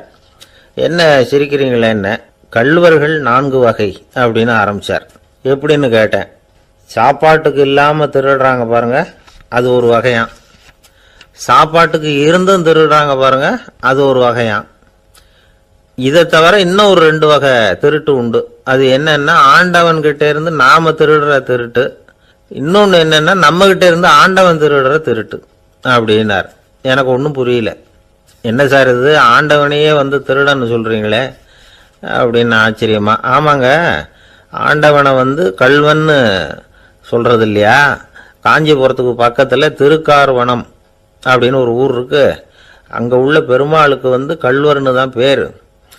அது மட்டும் இல்லை, திருமங்கையாழ்வார் தம்முடைய திரு நெடுந்தாண்டகத்தில் கார்வனத்துள்ளாய் கல்வா அப்படின்னு தான் அழைக்கிறார் அப்படின்னு நிறைய உதாரணம்லாம் சொல்ல ஆரம்பித்தார். அதுக்கப்புறம் அவர்கிட்ட பேசி நான் புரிஞ்சுக்கிட்ட விவரங்களை தான் நான் இப்போ உங்ககிட்ட சொல்ல போகிறது. அதாவது அவர் சொன்ன முதல் வகை திருடர்கள் சாப்பாட்டுக்கு இல்லாமல் திருடுறவங்க. இவங்களை திருத்தி போடலாம். சாப்பாட்டுக்கு இருந்தும் பணம் சேர்க்கணுங்கிற ஆசையால் பொய் கணக்கெல்லாம் எழுதுறாங்க பாருங்க, அவங்க தான் 2வது வகை. 3வது வகை திருட்டு தான் மிகப்பெரிய திருட்டு. இறைவனுக்கு சொந்தமானதை நம்முடையதுன்னு நினைக்கிற திருட்டு. எது இறைவனுக்கு சொந்தமானது அப்படின்னா ஆத்மா. பகவானுக்கு சொந்தமான ஆத்மாவை நம்முடையதுன்னு நினைக்கிறது தான் அந்த மாபெரும் திருட்டு. இதுக்கு பேர் தான் ஆத்மாபகாரமா. சரி, இதுக்கு பரிகாரம் என்ன? எல்லாம் இறைவனுடையது, நமக்கு ஒன்றும் இல்லை அப்படின்னு நினைக்கிறது தான் இதுக்கு பரிகாரம். இதெல்லாம் இருக்கட்டும். 4வது திருட்டு ஒன்று சொன்னோம்ல, ஆண்டவன் நம்மகிட்ட இருந்து திருடுறது. அது எப்படி? ஆண்டவனை கல்வன்னு சொல்றாங்க, அது சரி. அவர் என்னத்தை திருடினார்? இப்போ இன்னொருத்தருக்கு சொந்தமான ஒன்றை எடுத்து வச்சுக்கிறது தான் கள்ளத்தனம். ஆனால் ஆண்டவன் எடுத்துக்கிட்டோம்னா இருக்கிறது எல்லாமே அவனுக்கு சொந்தம். அப்படி இருக்கிறப்போ அவரை எப்படி கல்வன்னு சொல்றது? இது என்ன புரியாமல் இருக்குதே அப்படின்னு சொல்லி பார்த்தா அதுக்கும் விளக்கம் சொல்றாங்க அவங்க.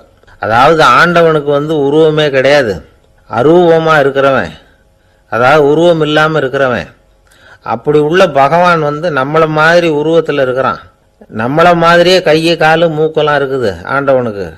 இந்த உருவம் நம்மகிட்ட இருந்து திருடினது தானே. அவன் தன்னுடைய உண்மையான திருமேனியை நமக்கு காட்டாம, அதாவது தரிசனம் கொடுக்காம இருக்கிறது கள்ளத்தனம் தானே. அதனால தான் இதுவும் ஒரு பெரிய திருட்டு, இருக்கிறதுலேயே மிகப்பெரிய திருட்டு அப்படிங்கிறார். என்கிட்ட பேசிக்கிட்டு இருந்தார், இந்த விஷயம்லாம் சொல்லிட்டு இருந்தாரு அந்த பெரியவர். அதாவது திருட்டை ஆன்மீக நோகத்தில் அவர் பார்க்குறார். நம்ம பார்வையில் இதை விட அபூர்வமான திருட்டுலாம் இங்கே உண்டு, அபூர்வமான திருடர்களும் உண்டு. ஒரு திருடன் சிறையிலிருந்து விடுதலையாகி வெளியில் போனான். கொஞ்ச நாளில் மறுபடியும் திரும்பி ஜெயிலுக்கு வந்துட்டான். அப்போ சிறை அதிகாரி அவனுக்கு அறிவுரை சொன்னாராம். ஏன்பா இப்படி அடிக்கடி தப்பு பண்ணிவிட்டு ஜெயிலுக்கு வந்துடுறியே, உனக்கு சொந்த பந்தம் எதுவும் இல்லையா? உனக்கு அப்பா அண்ணன் தம்பிகள் அவங்க கூட எல்லாம் சேர்ந்து வாழணுங்கிற ஆசை இல்லையா அப்படின்னு கேட்டிருக்கார். அவங்களோட சேர்ந்து வாழணுங்கிற ஆசை எனக்கு நிறைய உண்டுங்க சார் அப்படின்னு நானும். அவன் அப்புறம் எதுக்கு இப்படி ஜெயிலுக்கு வந்துவிடுற அப்படின்னாரான் அவர். அவங்க எல்லாருமே இங்கே தானே சார் இருக்காங்க அப்படின்னு நானான். அவன் நம்மக்கிட்ட ஒருத்தன் தப்பாக நடந்துக்கிட்டானா உடனே நாம் என்ன செய்வோம்? கையை ஓங்கிட்டு அவனை அடிக்க போவோம். நாம் அவங்ககிட்ட அவனை விட ஒருபடி மேலே தப்பாக நடந்துக்குவோம். ஆனால் பெரியவங்கள்லாம் அப்படி நடந்துக்கிறது இல்லை. இன்னா செய்தாரை ஒருத்தல் அவர் நாண நன்னயம் செய்து விடல் அப்படின்னு வள்ளுவர் சொல்லியிருக்கார் இல்லையா? அதுக்கு தகுந்த மாதிரி நடந்துக்குவாங்க. பாயசித் விஸ்தாமிங்கிறவர் ஒரு பெரிய ஞானி. அவர் ஒரு நாள் ராத்திரி ரொம்ப நேரம் மசூதியில் இருந்துட்டு வீட்டுக்கு திரும்பி வந்துகிட்டு இருக்கிறார். வழியில் ஒரு குடிகாரன், அவன் கையில் ஒரு இசைக்கருவி, அதை கண்ணா பின்னான்னு மீட்டிக்கிட்டு வாய்க்கு வந்தபடியே என்னத்தையோ பாட்டுன்னு நினச்சிக்கிட்டு பாடிக்கிட்டு அவன் பாட்டுக்கு கிடக்கிறான் வழியில். அதோடு இருந்தாலும் பரவாயில்ல, அந்த பக்கமாக வழியில் போகிறவங்க வர்றவங்களையெல்லாம் பார்த்து கண்ணா பின்னான்னு திட்டிக்கிட்டு இருக்கிறான், ரொம்ப வளர்க்குறான். பாயசித் பிஸ்தாமிங்கிற அந்த பெரியவர் அந்த வழியாக போகிறார். அவனை பார்க்குறார். அவனுடைய நிலைமையை பார்த்துட்டு பரிதாபப்படுறார். ஏன்பா இது மாதிரியெல்லாம் நடந்துக்கிற, இப்படி நடக்கலாமா அப்படின்னு ஏதோ கொஞ்சம் புத்திமதி சொல்கிறதுக்கு ஆரம்பித்தார். அவனுக்கு கோபம் வந்துட்டுது. கையில் வச்சிருந்த வாத்திய கருவி அதால் ஓங்கி அந்த பெரியவர் தலையில் ஒரு அடி கொடுத்தான். ரத்த காயம் ஏற்பட்டு போச்சு. அவன் கையில் இருந்த இசைக்கருவியும் அடித்த வேகத்தில் ரெண்டாக உடஞ்சி போச்சு. அவ்வளோ வேகமாக அடிச்சிருக்கான். இவ்வளவு தூரத்துக்கு நடந்து போச்சுல்ல, அந்த மாபெரும் ஞானி வாயை திறந்து ஒரு வார்த்தை கூட பேசலை. பேசாமல் தலையை பிடிச்சிக்கிட்டு அவர் பாட்டுக்கு போயிட்டார். மறுநாள் அந்த பெரியவர் என்ன பண்ணார் தெரியுமா? கொஞ்சம் இனிப்பு பண்டங்கள், கொஞ்சம் பணம், இது ரெண்டையும் ஒரு ஆள் மூலமாக அனுப்பி வச்சார் அந்த குடிகாரனுக்கு. அவனுக்கு ஒன்றும் புரியல. என்ன விவரம்னு விசாரித்தான். வந்த ஆள் ஒரு கடுதாசியை நீட்டினான். அதில் விவரம் இருந்தது. ஞானி எழுதியிருக்கிறார், இதை பார்ப்பா, உங்களுடைய இசைக்கருவி உடையறதுக்கு என்னுடைய தலை காரணமாக ஆயிட்டுது. அதுக்காக நான் ரொம்ப வருத்தப்படுறேன். அதுக்காக தான் பணம் அனுப்பி வச்சுருக்கேன். வேறு புதுசாக ஒரு இசைக்கருவி வாங்கிக்கோ. அப்புறம் இன்னொரு விஷயம், நேற்றுக்கு ராத்திரி என்கிட்ட ஏகப்பட்ட கசப்பான வார்த்தைகளை பேசினேன். இதோட அனுப்பியிருக்கிற இனிப்பு பண்டங்களை சாப்பிட்டு உன்னுடைய நாவில் உள்ள கசப்பை மாற்றிக்கோ அப்படின்னு அதில் எழுதப்பட்டிருந்தது. இந்த சமயத்தில் அவன் குடி மயக்கத்தில் இல்லை, கிழிஞ்சு போயிருந்த நேரம் இது. அதனால் அதை படித்த உடனே அவனுக்கு ரொம்ப வெக்கமாக போச்சு. தலை குனிஞ்சான், யோசனை பண்ணான். கொஞ்ச நேரத்தில் தன்னுடைய நண்பர்கள் சில பேரையும் கூப்பிட்டுக்கிட்டு நேராக அந்த ஞானி இருக்கிற இடத்துக்கு ஓடினான். அவர் காலில் விழுந்தான். அவர்கிட்ட மன்னிப்பு கேட்டுக்கிட்டான். பெரியவங்களே தெரியாமல் நான் இந்த பாவச் செயலை பண்ணிவிட்டேன், என்னை மன்னிச்சுங்க. உங்களுடைய பொறுமையும் போதனையும் என்னுடைய கண்ணை திறந்துட்டுது. இனிமேல் நானும் என்னுடைய நண்பர்களும் நல்ல வழியில் திருந்தி வாழ போகிறோம் அப்படின்னா. ஞானி செய்த நன்னயம் குடிகாரனை எப்படி திருத்திருக்கு பார்த்தீங்களா? இந்த கதையை கேட்டுவிட்டு ஒருத்தர் சொன்னார், என் வாழ்க்கையில் கூட அப்படி ஒரு சம்பவம் நடந்தது சார். நானும் ஒரு நாள் ராத்திரி ஓவராக குடிச்சிட்டு ஒரு கிட்டாரை வாசிச்சுக்கிட்டு கண்ணாபின்னான்னு உளறிக்கிட்டு திட்டிக்கிட்டு இருந்தேன். அந்த சமயம் அந்த வழியாக ஒருத்தர் வந்தார். ஓங்கி தலையில் ஒரே ஒரு அடி, ரத்தம் வந்துட்டுது. அதுக்கப்புறம் என் மனசு தெரிஞ்சுட்டுது சார் அப்படின்னார். அப்படியா என்ன ஆச்சரியமா? ஆமாம் சார், அடி விழுந்தது அவர் தலையில் இல்லை, என் தலையில். வந்தவர் என்ன அப்படி அடிச்சுட்டார். மயக்கம் தெளிஞ்சதுக்கு அப்புறம்தான் எனக்கு விவரம் புரிஞ்சுது. அவர் ஒரு போலீஸ்காரரு அப்படின்னார் ரொம்ப சோகமா. ஒரு ஊரில் ஒரு துறவி இருந்தார், புத்த சமய துறவி. அந்த ஊர் மன்னன் அவரை பற்றி கேள்விப்பட்டிருக்கான். ஒரு நாள் புறப்பட்டு போனான். துறவியின் பாதங்களை தொட்டு வணங்கினான். அதுக்கப்புறம் சொன்னான், ஐயா, நான் உங்களை அரண்மனைக்கு அழைச்சிட்டு போகிறதுக்காக வந்திருக்கிறேன். இனிமேல் நீங்கள் இங்கே எதுக்கு இருக்கணும் அப்படின்னானா.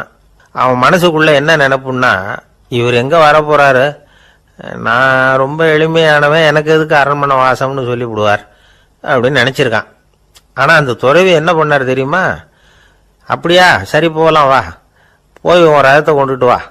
அரண்மனைக்கு போகும்பொழுது அதுக்கு தகுந்த மாதிரி ஆடம்பரமாக போகணும் அப்படின்னு விட்டாராம். துறவி இப்படி சொன்னதும் அந்த மன்னனுக்கு மனசுக்குள்ள சந்தேகம் வந்துட்டுது. இவர் உண்மையிலேயே துறவி தானா, ஏமாத்து பேர் வழி மாதிரி தெரியுதே அப்படின்னு நினச்சிருக்கான். இருந்தாலும் இனிமேல் என்ன பண்ணுறது, சொல்லியாச்சு. ரதத்தை கொண்டுகிட்டு வந்தான். துறவி ஏறி உட்காந்தார். பக்கத்தில் ராஜா. அவர் ரொம்ப உற்சாகமாக வரார். இவன் ரொம்ப சோர்ந்து போய் வரான். துறவி மரத்தடியிலேயே வாழ்ந்து பழக்கப்பட்டவர். அரண்மனையில் எளிமையாக ஒரு இடத்துல உட்காந்துக்குவார் அப்படின்னு நினைச்சான். ஆனால் அப்படி இல்லை. அரண்மனைக்கு வந்த உடனே அந்த துறவி அதை கொண்டுட்டு வா, இதை கொண்டுட்டு வான்னு சொல்லி உத்தரவு போட ஆரம்பிச்சுட்டார். அரண்மனையில் இருந்தால் அரசனை மாதிரி இருக்கணும் அப்படிங்கிறார். ராத்திரி பூரா சௌரியமாக தூங்கினார். பகலில் அரண்மனை தோட்டத்தில் உலாவ வேண்டியது, நீச்சல் குளத்தில் குளிக்க வேண்டியது, இப்படியே பொழுது போக்கிட்டு இருக்கிறார். அந்த அரண்மனையில் துறவி மகிழ்ச்சியாக இருக்கிறார். மன்னனால் அப்படி இருக்க முடியல. அவருக்கு எந்த கவலையும் இல்லை, இவனுக்கு அரசாங்க கவலைகள். துறவி அப்படி இருக்கிறத இவனால் தாங்கிக்க முடியல. ஒரு நாள் அவர்கிட்டயே போய், நான் உங்ககிட்ட கொஞ்சம் பேசணும்னு நானா. துறவி பார்த்தார். நான் இந்த அரண்மனைக்கு வரும்பொழுதே நீ என்னமோ என்கிட்ட கேட்கணும்னு நினைச்ச. ஏன் காலதாமதம்? நீ அனாவசியமாக உன்னையே தொந்தரவு பண்ணிட்டு இருக்கிற. நீ கவலையாக இருக்கேங்கிறது எனக்கு புரியுது. நான் மரத்தடியில் இருந்தப்போ கூட என்னை அடிக்கடி சந்திச்சுக்கிட்டு இருப்பேன். ஏதாவது விளக்கம் கேட்கறது உண்டு. இங்கே வந்த பிறகு என்னை சந்திக்கிறது கூட அபூர்வமாக போயிட்டுது. நீ இப்போ என்ன கேட்க போறேங்கிறது எனக்கு தெரியும், இருந்தாலும் கேள் அப்படின்னாராம். வேற ஒன்றும் இல்லைங்க, இப்போ உங்களுக்கும் எனக்கு என்ன வித்தியாசம்? 2 பேரும் அரண்மனையில் தான் இருக்கிறோம். நீங்கள் மகிழ்ச்சியாக இருக்கிறீங்க, நான் அப்படி இருக்க முடியல. இவ்வளவுக்கும் நீங்கள் முன்னாடி இருந்தது மாதிரி இல்லை. தினமும் தங்க தேர் கேட்குறீங்க, உயர்தரமான ஆடைகள் அணிகிறீங்க, சுவையான சாப்பாடு. இப்படி இருக்கிறப்போ உங்களுக்கும் எனக்கு என்ன வித்தியாசம்? இதுதான் மன்னனுடைய கேள்வி. இதுக்கு பதில் சொல்றேன், என் கூட புறப்பட்டு வா, இந்த நகரத்துக்கு வெளியில போவோம் அப்படின்னு சொல்லி அரசனை கூப்பிட்டுக்கிட்டு ஊர் எல்லைக்கு சேர்ந்தார் துறவி. அங்க போய் சொன்னார், இதை பார்ப்பா, இந்த இடத்த தான் தேடிட்டு இருந்தேன். இனிமே நான் திரும்பி வரப்போறதில்ல. நீ என்னோட வர்றியா, திரும்பி போறியா அப்படின்னார். நான் எப்படிங்க உங்க கூட வர முடியும்? என்னுடைய நாடு, என்னுடைய சொத்துக்கள், மனைவி, மக்கள் எல்லாத்தையும் விட்டுட்டு எப்படிங்க வர்றதுன்னா. இப்ப அந்த துறவி சொன்னார், இப்ப வித்தியாசத்தை தெரிஞ்சுக்கிட்டியா? நான் அரண்மனையில் இருந்தேன், எல்லா வித பொருள்களும் உடையவனா இருந்தேன். ஆனா எதையும் சொந்தம் கொண்டாடுறவனா இருக்கல. ஆனா நீ அப்படி இல்லை, எல்லாத்தையும் சொந்தம் கொண்டாடிக்கிட்டு இருக்கிற. இதுதான் நமக்குள்ள வித்தியாசம் அப்படின்னு சொன்னார். அரண்மனை ஆடைகளை அப்படியே களைஞ்சார். அரசங்கிட்ட கொடுத்தார். உன்னுடைய ஆடைகளை நீயே வச்சுக்கோன்னார். அவர் பாட்டுக்கு நடந்து போனார், திரும்பியே பார்க்கல. அரசனுக்கு அப்பதான் தன்னுடைய அறியாமை விளங்குச்சான். இதுல இருந்து நாம புரிஞ்சுக்க வேண்டியது என்னன்னா, இந்த உலகத்துல எத்தனையோ பொருள்கள், அதையெல்லாம் முறையா பயன்படுத்தினா மகிழ்ச்சி. அதை விட்டுட்டு அதுக்கெல்லாம் சொந்தம் கொண்டாட ஆரம்பிச்சா கவலை. நம்ம ஆட்கள் சொந்தம் கொண்டாடுற விதமே தனி. ஒரு ஆளு இன்னொருத்தங்கிட்ட ஒரு கொடை கடன் வாங்கியிருந்தான், திருப்பி கொடுக்கல. கொடையை கொடுத்தவன் கேட்டான், என்கிட்ட கடன் வாங்கினிய கொடை, அதை கொஞ்சம் திருப்பி தர்றியான்னா. அது உனக்கு இப்போ அவசரமா தேவைப்படுதா அப்படின்னு கேட்டான் இவன். எனக்கு தேவைப்படல, அந்த கொடையை நான் யாருக்கிட்ட வாங்கியிருந்தேனோ அவனுக்கு இப்போ அது அவசரமா தேவைப்படுது அப்படின்னானா அந்த ஆள். அந்த ஆளுக்கு பேச தெரியாது, அவர்கிட்ட கொஞ்சம் எச்சரிக்கையா நடந்துக்கோ அப்படின்னு சொல்றது உண்டு. அப்படின்னா என்ன அர்த்தம்? அவர் இன்னமும் குழந்தையாவே இருக்கிறாரு, இன்னும் பேச்சு வரலன்னு அர்த்தம்? அப்படி இல்லை, அவருக்கு நாகரிகமா பேச தெரியலன்னு அர்த்தம். பேசுறதுங்கிறது மனுஷனால மட்டுமே முடியக்கூடிய ஒரு காரியம். அப்படி இருந்தும் அதோட பெருமையை அவன் இன்னமும் சரியா புரிஞ்சுக்கலன்னு தான் சொல்லணும். அதனாலதான் அவன் அளவுக்கு அதிகமா வார்த்தைகளை கொட்டி போடுறான். அதுக்கப்புறம் அதையெல்லாம் திருப்பி அள்ள முடியாம கிடந்து கஷ்டப்படுறான். கொட்டுன வார்த்தையை அள்ள முடியுமா? ஒருத்தரை இன்னைக்கு பார்த்து முட்டாள்னு திட்டி போடுறீங்க, நாளைக்கு மறுபடியும் அவர்கிட்ட போய் நேத்திக்கு உன்னை முட்டாள்னு சொல்லிவிட்டேன், அந்த வார்த்தையை திருப்பி கொடு, வாங்கிட்டு போயிடுறேன் அப்படின்னு சொல்ல முடியும்? அவன் கோபக்காரனா இருந்தா நேத்திக்கு அதை வேற விதமா உங்களுக்கு திருப்பி கொடுத்துருப்பான். உலகத்துல எவ்வளவோ ஜீவராசிகள் இருக்கு, அதுக்கெல்லாம் வாய் இருக்குது. அந்த வாயெல்லாம் எதுக்கு உபயோகம்? சாப்பிட்றதுக்காக. ஆனா நமக்கு இருக்கிற வாய் சாப்பிட்றதுக்காக மட்டும் இல்லை, பேசுறதுக்காகவும் தான். பேச முடியலன்னா வாய் இருந்தா கூட அது வாயில்லா ஜீவன் தான். ஒரு பையனை பார்த்து அது வாய் உள்ள புள்ள பொழைச்சிக்கும் அப்படின்னா மற்ற பையன்களுக்கெல்லாம் முகத்துல வாயே இல்லைன்னு அர்த்தம்? அப்படி இல்லை, அந்த பையன் கொஞ்சம் கெட்டிக்காரத்தனமா பேசுவான்னு அர்த்தம். அதனால எப்படி பேசணும், அப்படிங்கிறத நாம் முக்கியமாக தெரிஞ்சுக்கணும். இதுக்கு 8 விதமான குறிப்புகளை நம்ம பெரியவங்க சொல்லியிருக்கிறாங்க. பேச்சுக்கு 8 அங்கங்கள் உண்டு அப்படின்னு அவங்க சொல்கிறாங்க. அதெல்லாம் என்னென்ன அப்படின்னா, உண்மை, நன்மை, அன்பு, நிதானம், இனிமை, ஆழம், சமயமறிதல், சபையறிதல். இந்த 8 தன்மையும் பேச்சில் இருக்கணுமா. இதையே கொஞ்சம் விவரமாக சில பேர் போர்டில் எழுதி வச்சுருப்பாங்க. அதாவது எழுத்துலையாவது அதெல்லாம் இருக்கட்டுமே அப்படின்னு நினச்சி நீங்கள் கூட சில இடங்களில் இதை பார்த்துருக்கலாம். அதாவது உண்மையே பேசுக, நன்மையே பேசுக, அன்பாக பேசுக, நிதானமாக பேசுக, இனிமையாக பேசுக, ஆழமுடையதாக பேசுக, சமயமறிந்து பேசுக, சபையறிந்து பேசுக, இப்படி எழுதி வச்சிருப்பாங்க. இந்த 8 அம்சமும் சரியா பொருந்தி இருந்தாதான் அது பேச்சு. மற்றதெல்லாம் பேச்சாயிடாது. பேச்சு ஒரு சிறந்த கலை. எல்லாத்தையும் விட பேசாம இருந்தும் பழகணும், அது ரொம்ப முக்கியம். உண்மையே பேசணும். சத்தியத்துக்கு மதிப்பு கொடுக்கறவங்கள தான் சரித்திரம் மதிக்கும். உண்மை பேசினா மட்டும் போதாது, அந்த உண்மையில நன்மை கலந்துருக்கணும். கொலைகாரனுக்கு பயந்துக்கிட்டு ஒருத்தன் உங்க வீட்டுக்குள்ள ஒளிஞ்சிருக்கிறான். அந்த முரட்டை ஆசாமி கையில அறிவாளோட வந்து அவங்க வந்தானான்னு உங்ககிட்ட கேட்கறான்னு வச்சுங்க. உண்மைதான் உயர்வு தரும் அப்படின்னு நினைச்சுக்கிட்டு, ஆமா உள்ளதான் இருக்கிறான், அடுப்பங்கரையில குதிருக்கு பின்னாடி உட்காந்துருக்கிறான், போய் பிடிச்சிட்டு போங்க அப்படின்னா சொல்லுவீங்க? அது நன்மை இல்லாத உண்மை. அதனால பிரயோஜனம் கிடையாது. அதே மாதிரி உங்க பேச்சில் அன்பு இருக்கணும், நிதானம் இருக்கணும், இனிமை இருக்கணும், சிந்தித்து பேசணும். சமயம் அறிந்து பேசுறதும் முக்கியம். அதை பத்தி நமக்கு வேற யாரும் சொல்லி கொடுக்க வேண்டியதில்லை. எந்த நேரத்தில் யாருக்கிட்ட எப்படி பேசினா காரியம் நடக்கும் அப்படிங்கிறது நமக்கு நல்லா தெரியும். அது கைவந்த கலை. அவையறிந்து பேசுற திறமை பேச்சாளர்களுக்கு ரொம்ப அவசியம். அது இல்லைன்னா நிலைமை பரிதாபமாயிடும். ஒரு பேச்சாளர் ரொம்ப மும்முரமா பேசிக்கிட்டே இருந்தாராம். ரொம்ப நேரம் நிறுத்தவே இல்லை, பேசிக்கிட்டே இருக்கிறார். சபையில் இருந்தவங்கெல்லாம் ஒவ்வொருத்தரும் எழுந்திரிச்சு போய்கிட்டே இருக்கிறாங்க. கடைசியில் 2 பேர் தான் அக்கறையா பேசுகிறவரை கவனிச்சுட்டு உட்காந்துருந்தாங்களாம். மேடையில் பேசிக்கிட்டு இருந்தவர் அவங்கள பார்த்து சொன்னாராம், எனக்கு கூட்டம் முக்கியம் இல்லை, எவ்வளவு பேர் என் பேச்சை கேட்குறாங்க அப்படிங்கிறது முக்கியம் இல்லை. நீங்கள் 2 பேராவது ஊக்கமாக என்னை கவனிச்சுக்கிட்டு உட்காந்துருக்கிறீங்க, அது போதும். உங்களுக்காகவே நான் பேசிக்கிட்டு இருக்கிறேன் அப்படின்னார்.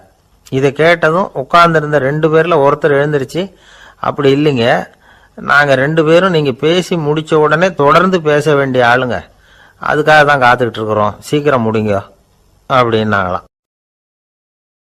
ஒரு ஊரில் ஒரு புகழ்பெற்ற பத்திரிகையாளர் இருந்தார். அவர் ஒரு நாள் திடீர்னு இறந்து போயிட்டார். அதுக்கப்புறம் நேராக சொர்க்கத்துக்கு போனார்.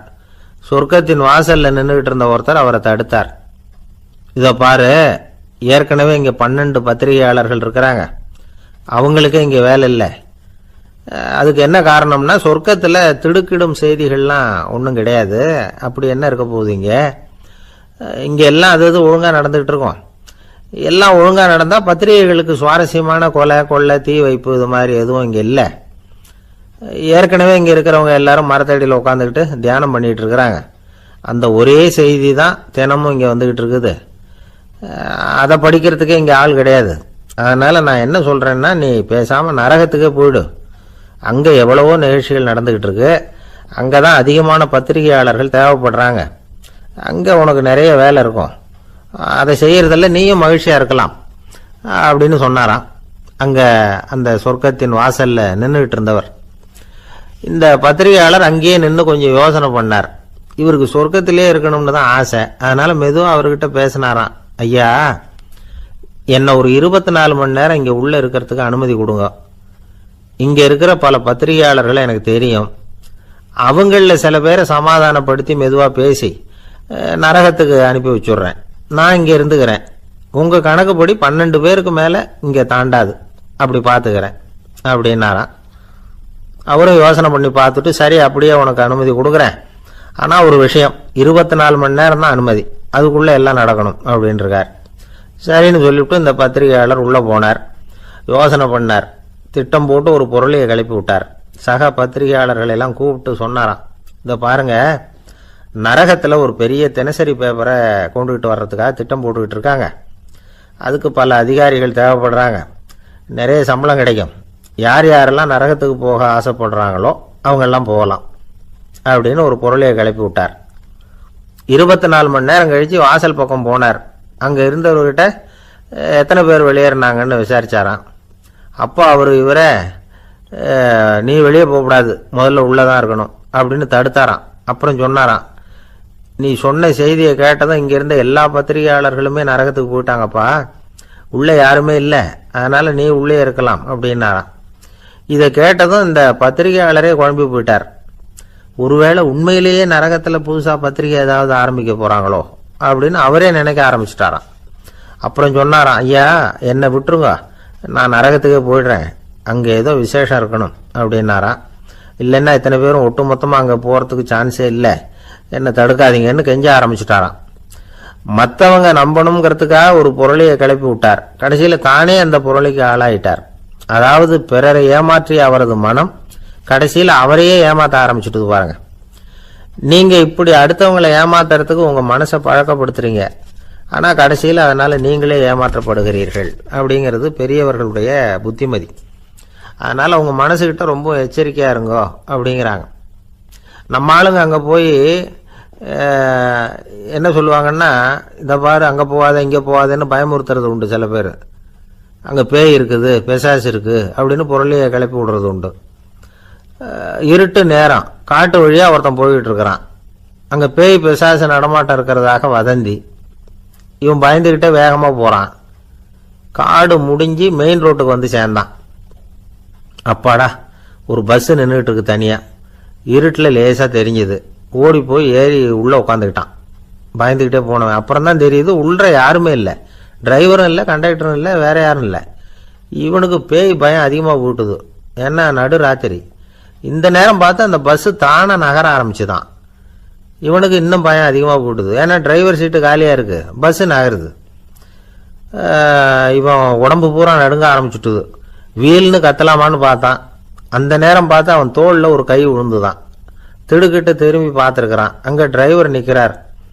அவர் சொன்னாராம், ஏன்பா ஏற்கனவே பஸ்ஸு பிரேக் டவுன், நாங்கள்லாம் பின்னாடி இறங்கி நின்று தள்ளிட்டு இருக்கிறோம், நீ மட்டும் ஜாலியாக ஏறி உக்காந்துக்கிட்டியா, இறங்கி வந்து தள்ளப்பா அப்படின்னாராம். இருட்ட கண்டா பயம் உண்டாவதே அது ஏன்? இப்படி ஒரு கேள்வியை ஒரு பெரியவர்கிட்ட கேட்டாங்க. அதுக்கு அவர் பதில் சொல்றார், மனிதனுடைய ஆதிகால வாழ்க்கையில தொற்றிக்கொண்ட பயம் இது வேரூன்றி இருக்குது, இன்னமும் போகல. 50,000 வருஷங்களுக்கு முன்னாடி மனுஷன் குகைகள்ல வாழ்ந்தான். பகல்ல பயம் இருக்காது, ராத்திரியில மிருகங்கள் தாக்கும், கொல்லும், நிம்மதியா தூங்க கூட முடியாது. அதனால இந்த மனுஷனுக்கு இரவுன்னா மரணம், பயம் அப்படின்னு பழகி போச்சு. மனிதர்களுடைய எல்லா மனசையும் சேர்த்து மொத்தமா ஒரு மனசு உண்டு. மனிதர்களுடைய நினைவு இந்த மொத்த மனசுல பதிஞ்சிருக்கு, பரவுது.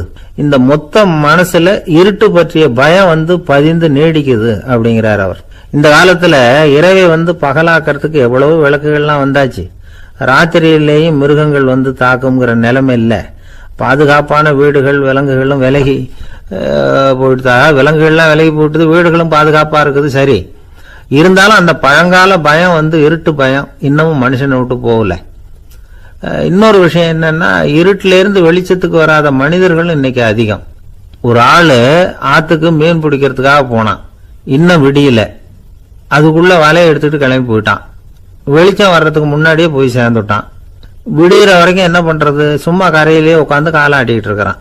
காலில் ஏதோ ஒரு சின்ன மூட்டை தட்டுப்பட்டுது. இருட்டில் அது என்னன்னு சரியா தெரியல. மூட்டைக்குள்ள சின்ன சின்ன கல்லாம் நிறைஞ்சி இருக்குது. சும்மா பொழுது போகணுமேங்கிறதுக்காக இவன் அந்த மூட்டைக்குள்ள இருந்து ஒவ்வொரு கல்லா எடுத்து ஆத்துல வீசிக்கிட்டு இருக்கிறான். விடிகிற வரைக்கும் வேற வேலை இல்லைங்கிறதுனால எப்படி செஞ்சுக்கிட்டே உட்காந்துருக்கிறான். கிழக்க மெதுவா வெளிச்சம் தெரிய ஆரம்பிச்சது, பொழுது விடியறதுக்கான அறிகுறி. இதுக்குள்ள அந்த மூட்டையில இருந்த எல்லா கல்லையும் எடுத்து வீசி எறிஞ்சுட்டான். கடைசியா ஒரே ஒரு கல் மட்டும்தான் கையில பாக்கி இருந்தது. வெளிச்சம் வந்ததும் அந்த கல்லை பார்த்தான், அப்படியே திகைச்சு போயிட்டான். அடடா, இது வரைக்கும் தெரியாம தப்பு பண்ணிட்டோமே அப்படின்னு நினைச்சான். ஏன் தெரியுமா, அவன் கையில இருந்தது வெறும் கல் இல்ல, விலை வசந்த ரத்தன கல். அது இருட்டுல என்னன்னு புரியாததுனால மூட்டையில இருந்த எல்லா ரத்தன கல்லையும் ஆத்துல வீசி எறிஞ்சிருக்கிறான். இப்போ அவனுக்கு அழுகையே வந்துடும் போல இருந்தது. வாழ்க்கையை வசதி ஆக்கிக்கிறதுக்கான வாய்ப்பு அவனுக்கு இருந்தது, இருந்தாலும் இருட்டுல அதை இழந்துட்டான். அந்த வகையில அவனுக்கு கொஞ்சம் அதிர்ஷ்டம் இருந்திருக்குது. அதாவது ஏதோ ஒரு வகையில இருந்திருக்குது. அதனாலதான் அந்த கடைசி கல்ல எரியறதுக்குள்ள வெளிச்சம் வந்துட்டுது. பல பேருக்கு அந்த அளவு கூட அதிர்ஷ்டம் வர்றதில்ல. எல்லாத்தையும் வீசினதுக்கு அப்புறம் தான் வெளிச்சம் வரும். என்னன்னு விவரம் தெரியாமலே எழுந்திரிச்சு வந்துருவாங்க. வாழ்க்கைங்கிறது ஒரு பெரிய புதையல். அதை புரிஞ்சிக்காம மனுஷன் அதை வீசி எரிஞ்சுக்கிட்டு இருக்கான் அப்படிங்கிறது தான் பெரியவங்க கருத்து. சில பேருக்கு புரிஞ்சுக்கிற நேரம் வரும், அதுக்குள்ள வாழ்நாள்லாம் ஓடி போயிருக்கும். அதுக்கப்புறம் என்ன பண்றது? நம்மால் ஒருத்தன் கையில ஒரு சின்ன பையோட வந்துகிட்டு இருந்தான். பை உள்ள ஏகப்பட்ட நகைகள், ரத்தன கல் எல்லாம் இருக்கு. வந்துகிட்டு இருந்தவன் திடீர்னு அந்த பையை அப்படியே ஒரு குளத்துல வீசி எறிஞ்சுட்டான். மகான்கள் தான் இப்படி பற்று இல்லாம இருப்பாங்க. என்னங்க இது, விலை மதிப்புள்ள அந்த பையை இப்படி குளத்துல வீசி எறிஞ்சுட்டீங்களே, இதுக்கு என்ன அர்த்தம் அப்படின்னு கேட்டார் அவன் கூட வந்தவர். அவன் மெதுவா இவர் காதோட காதா சொல்றான், ஒரு போலீஸ்காரர் பின்னாடி வந்துகிட்டு இருக்கிறார், அவர் போனதுக்கு அப்புறம் இதை எடுத்துக்குவேன் அப்படிங்கிறான். திருநெல்வேலி மாவட்டத்துல கோவில்பட்டிக்கு பக்கத்துல உள்ள ஊர் கடம்பூர். காமராசர் முதலமைச்சரா இருந்த காலம். கடம்பூர்ல ஒரு பள்ளி சீரமைப்பு மாநாடு நடக்குது. அந்த பக்கத்துல உள்ள பள்ளிக்கூடம்லாம் அதுல கலந்துக்குது. கண்காட்சி வேற, ஊர் பூரா விழா கோலம். மறுநாள் மாநாடு நடக்க போகுது. ஆனா முதல் நாளே மழை பிடிச்சிக்கிட்டுது. மறுநாளும் அது விடாம பேஞ்சுக்கிட்டு இருக்குது. காமராசர் காலையிலிருந்து பல்வேறு நிகழ்ச்சிகள்ல கலந்துக்கிட்டு சாயந்தரமா கடம்பூருக்கு வந்து சேர வேண்டியவர். மழை பெஞ்சுக்கிட்டு இருக்கிறதுனால நிகழ்ச்சி ரத்தாயிடுமோ என்னமோ அப்படின்னு எல்லாரும் சந்தேகப்பட்டுக்கிட்டு இருக்கிறாங்க. அவர் கோவில்பட்டி பயணிகள் விடுதியில் இருக்கிறார். கடம்பூர்ல இருந்து சில பேர் போய் அவரை சந்திக்கிறாங்க. மழை பெஞ்சுக்கிட்டு இருக்குதே, என்ன செய்யலாம் அப்படின்னு கேட்குறாங்க. மழை பெஞ்சா நல்லது தானே, அதுக்காக மாநாட்டை எதுக்காக ரத்து செய்யணும்? ஆசிரியர்கள் எவ்வளவு கஷ்டப்பட்டு ஏற்பாடு பண்ண மாநாடு, கட்டாயம் வந்துடுறேன் அப்படின்னாராம் காமராசர். உடனே புறப்பட்டார். மழையை பொருட்படுத்தாத மக்கள் கூட்டம். அது கலையாம காத்துக்கிட்டு இருக்கிறாங்க அவ்வளோ பேரும். தலைவர் வந்துட்டார்னு தெரிஞ்சது ஜனங்களுக்கு ஏகப்பட்ட உற்சாகம். ஜனங்கள் அவ்வளவு உற்சாகமாக வரவேற்றாங்க. மாநாடு ஆரம்பமாச்சு. மலர் மாலைகள் மலை மாதிரி குவிய ஆரம்பிச்சுட்டுது. வரிசையாக ஒவ்வொரு கல்வி நிலையம் சார்பாகவும் வரவேற்பு பத்திரம் வாசித்து கொடுக்குறாங்க. என்ன வாசிக்கிறாங்கங்கிறத காமராசர் கூர்ந்து கவனிக்கிறார். ஏகப்பட்ட புகழ் மொழிகள், ரொம்ப பாராட்டி புகழ்ந்து என்னென்னமோ வாசிச்சுக்கிட்டு இருக்கிறாங்க. கொடை வள்ளலே, குணக்குன்றே, மலையே, கடலே, இப்படி தமிழ் மொழியில் பாராட்டுறதுக்கு எத்தனை வார்த்தைகள் உண்டோ அத்தனையும் அதில் சேர்த்துருக்குறாங்க. காமராசர் பொறுமை இழந்துட்டார். போதும் போதும், உங்கள் எல்லாரையும் பார்த்து 2 வார்த்தை பேசிவிட்டு போகிறதுக்காக தான் நான் வந்திருக்கிறேன். எல்லாரும் மழையில் சிரமப்பட்டு நின்றுட்டு இருக்கிறீங்க, இப்படி என்ன புகழ்ந்து படிச்சுக்கிட்டே இருந்தா எப்படி அப்படின்னாராம். அதுக்கப்புறம் பேசி முடிச்சிருக்கிறார். மாநாட்டு நிகழ்ச்சிகள் முடிஞ்சதும் இன்னொரு நிகழ்ச்சியில் கலந்துக்கிறதுக்காக புறப்பட்டாராம். ஒரு திறந்த ஜீப்பில் அவரை ஊர்வலமாக அழைச்சிக்கிட்டு போயிருக்கிறாங்க. தெருவில் 2 பக்கமும் ஏகப்பட்ட கூட்டம். அங்கங்கே ஜீப்பை நிறுத்தி ரோஜா மாலை, ஜருக மாலை இப்படி போட்டுக்கிட்டே இருக்கிறாங்க. அதையெல்லாம் அப்படி அப்படியே வாங்கி அங்கங்கே நின்றுகிட்டு இருந்த குழந்தைகள்கிட்டையும் தாய்மார்கள்கிட்டையும் கொடுத்துக்கிட்டே போறார். அந்த சமயத்தில் கூட்டத்துக்கு அப்பால ஒரு பெரியவர் கையில் ஒரு மல்லிகை சரத்தோடு நின்றுட்டு இருக்கிறார். அவரால் முண்டி அடிச்சுக்கிட்டு முன்னால் வர முடியல. காமராசர் இதை கவனிக்கிறார். அவ்வளவுதான், உடனே நிறுத்தப்பா வண்டிய அப்படிங்கிறார். ஜீப்பு நிற்கிது. டிரைவரை பார்த்து, அதோ பார், அங்கே ஒருத்தர் நிற்கிறார் பார், அவரை இங்கே அழைச்சிட்டு வா அப்படின்னாராம். கூட்டம் வழி விடுது. அந்த பெரியவரை கிட்டத்தில் அழைச்சிட்டு வர்றாங்க. காமராசர் அவரை பார்த்து, வாங்க வாங்க, நல்லா இருக்கீங்களா அப்படின்னு சத்தம் போட்டு உற்சாகமாக விசாரிக்கிறாராம். பெரியவர் கண்களில் கண்ணீர், பேச்சு வரல. மல்லிகை சரத்தை அவருக்கு போடுறார். கொஞ்ச நேரம் அவர்கிட்ட பொறுமையாக பேசிக்கிட்டு இருந்துட்டு அவரை அனுப்பி வைக்கிறார் காமராசர்.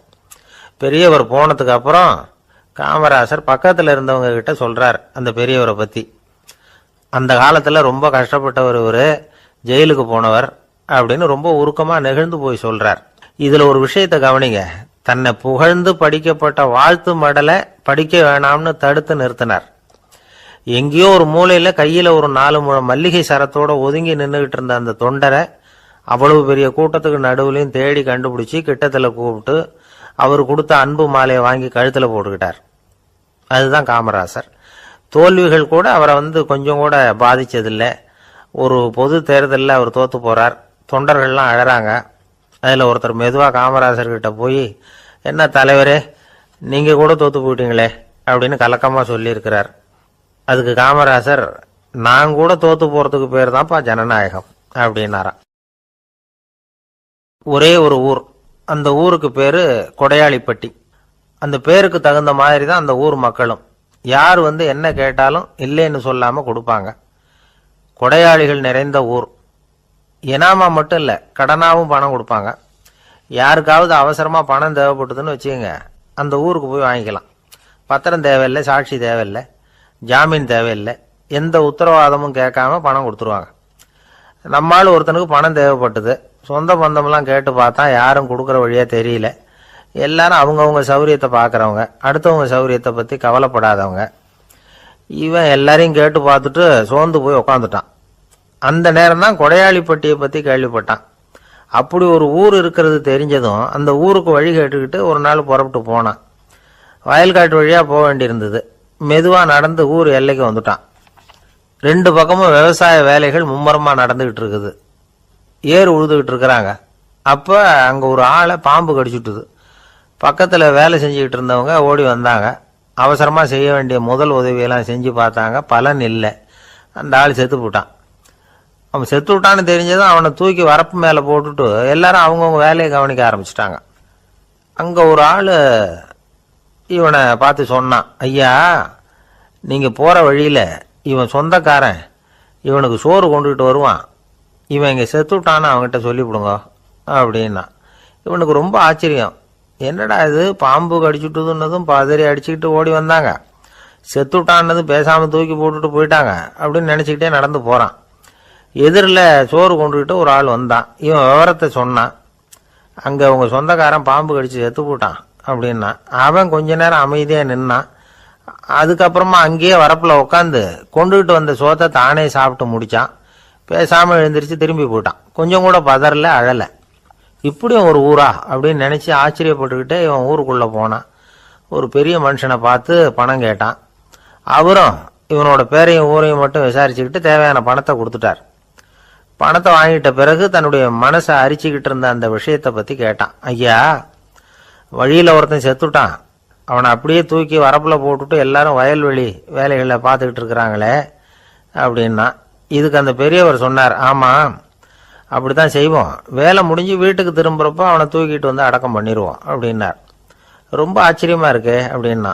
ஏன் உங்கள் ஊரில் யாராவது செத்துட்டா என்ன பண்ணுவீங்க அப்படின்னு கேட்டார். என்ன இப்படி கேட்குறீங்க, எங்கள் ஊரில் எல்லாம் பணத்தை தூக்க விட மாட்டாங்க, ஒப்பாரி வைப்பாங்க, கட்டி புரண்டு அழுது புலம்பி தீர்த்துருவாங்க அப்படின்னா. இவன் பெரியவர் பார்த்தார். அவங்கிட்ட கொடுத்த பணத்தை லபக்குன்னு பறிச்சுக்கிட்டார். திருப்பி வாங்கிட்டார். இவன் பதறி போய் நிற்கிறான். அவர் சொன்னார், பணத்தையே விட மாட்டேன்னு கட்டுப்பிடிச்சி அழுதா நான் கொடுத்த பணத்தை மட்டும் எப்படி திருப்பி கொடுக்க போற, போயிட்டு வா அப்படின்னு விரட்டி விட்டாராம். இந்த கதையை நண்பர் ஒருத்தர் சொன்னார். கதை வேடிக்கையாக தெரிஞ்சா கூட இதில் கருத்து உண்டு.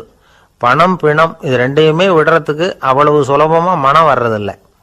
இந்த 2 விஷயங்கள்லேயும் அறிவார்ந்த செயல்பாடு தேவை. ஒரு பேருந்து மரத்தில் மோதி விட்டது. எல்லாரும் அடிபட்டு முனைகிட்டு கிடக்கிறாங்க. டிரைவர், கண்டக்டர் இவங்களுக்கும் அடி. அவங்களும் ஒரு பக்கம் கிடக்கிறாங்க. ஒரு மூலையில் கிடக்கிற ஒருத்தன் மெதுவாக முக்கி முனகி கண்டக்டர்னு சத்தம் போடுறான். கண்டக்டர் மெதுவாக நகர்ந்து அவங்ககிட்ட போய் என்னன்னு விசாரிக்கிறார். அவன் ரொம்ப சிரமப்பட்டு வாயை திறந்து ஒரு 15 காசு சில்லற பாக்கி அப்படின்னானா.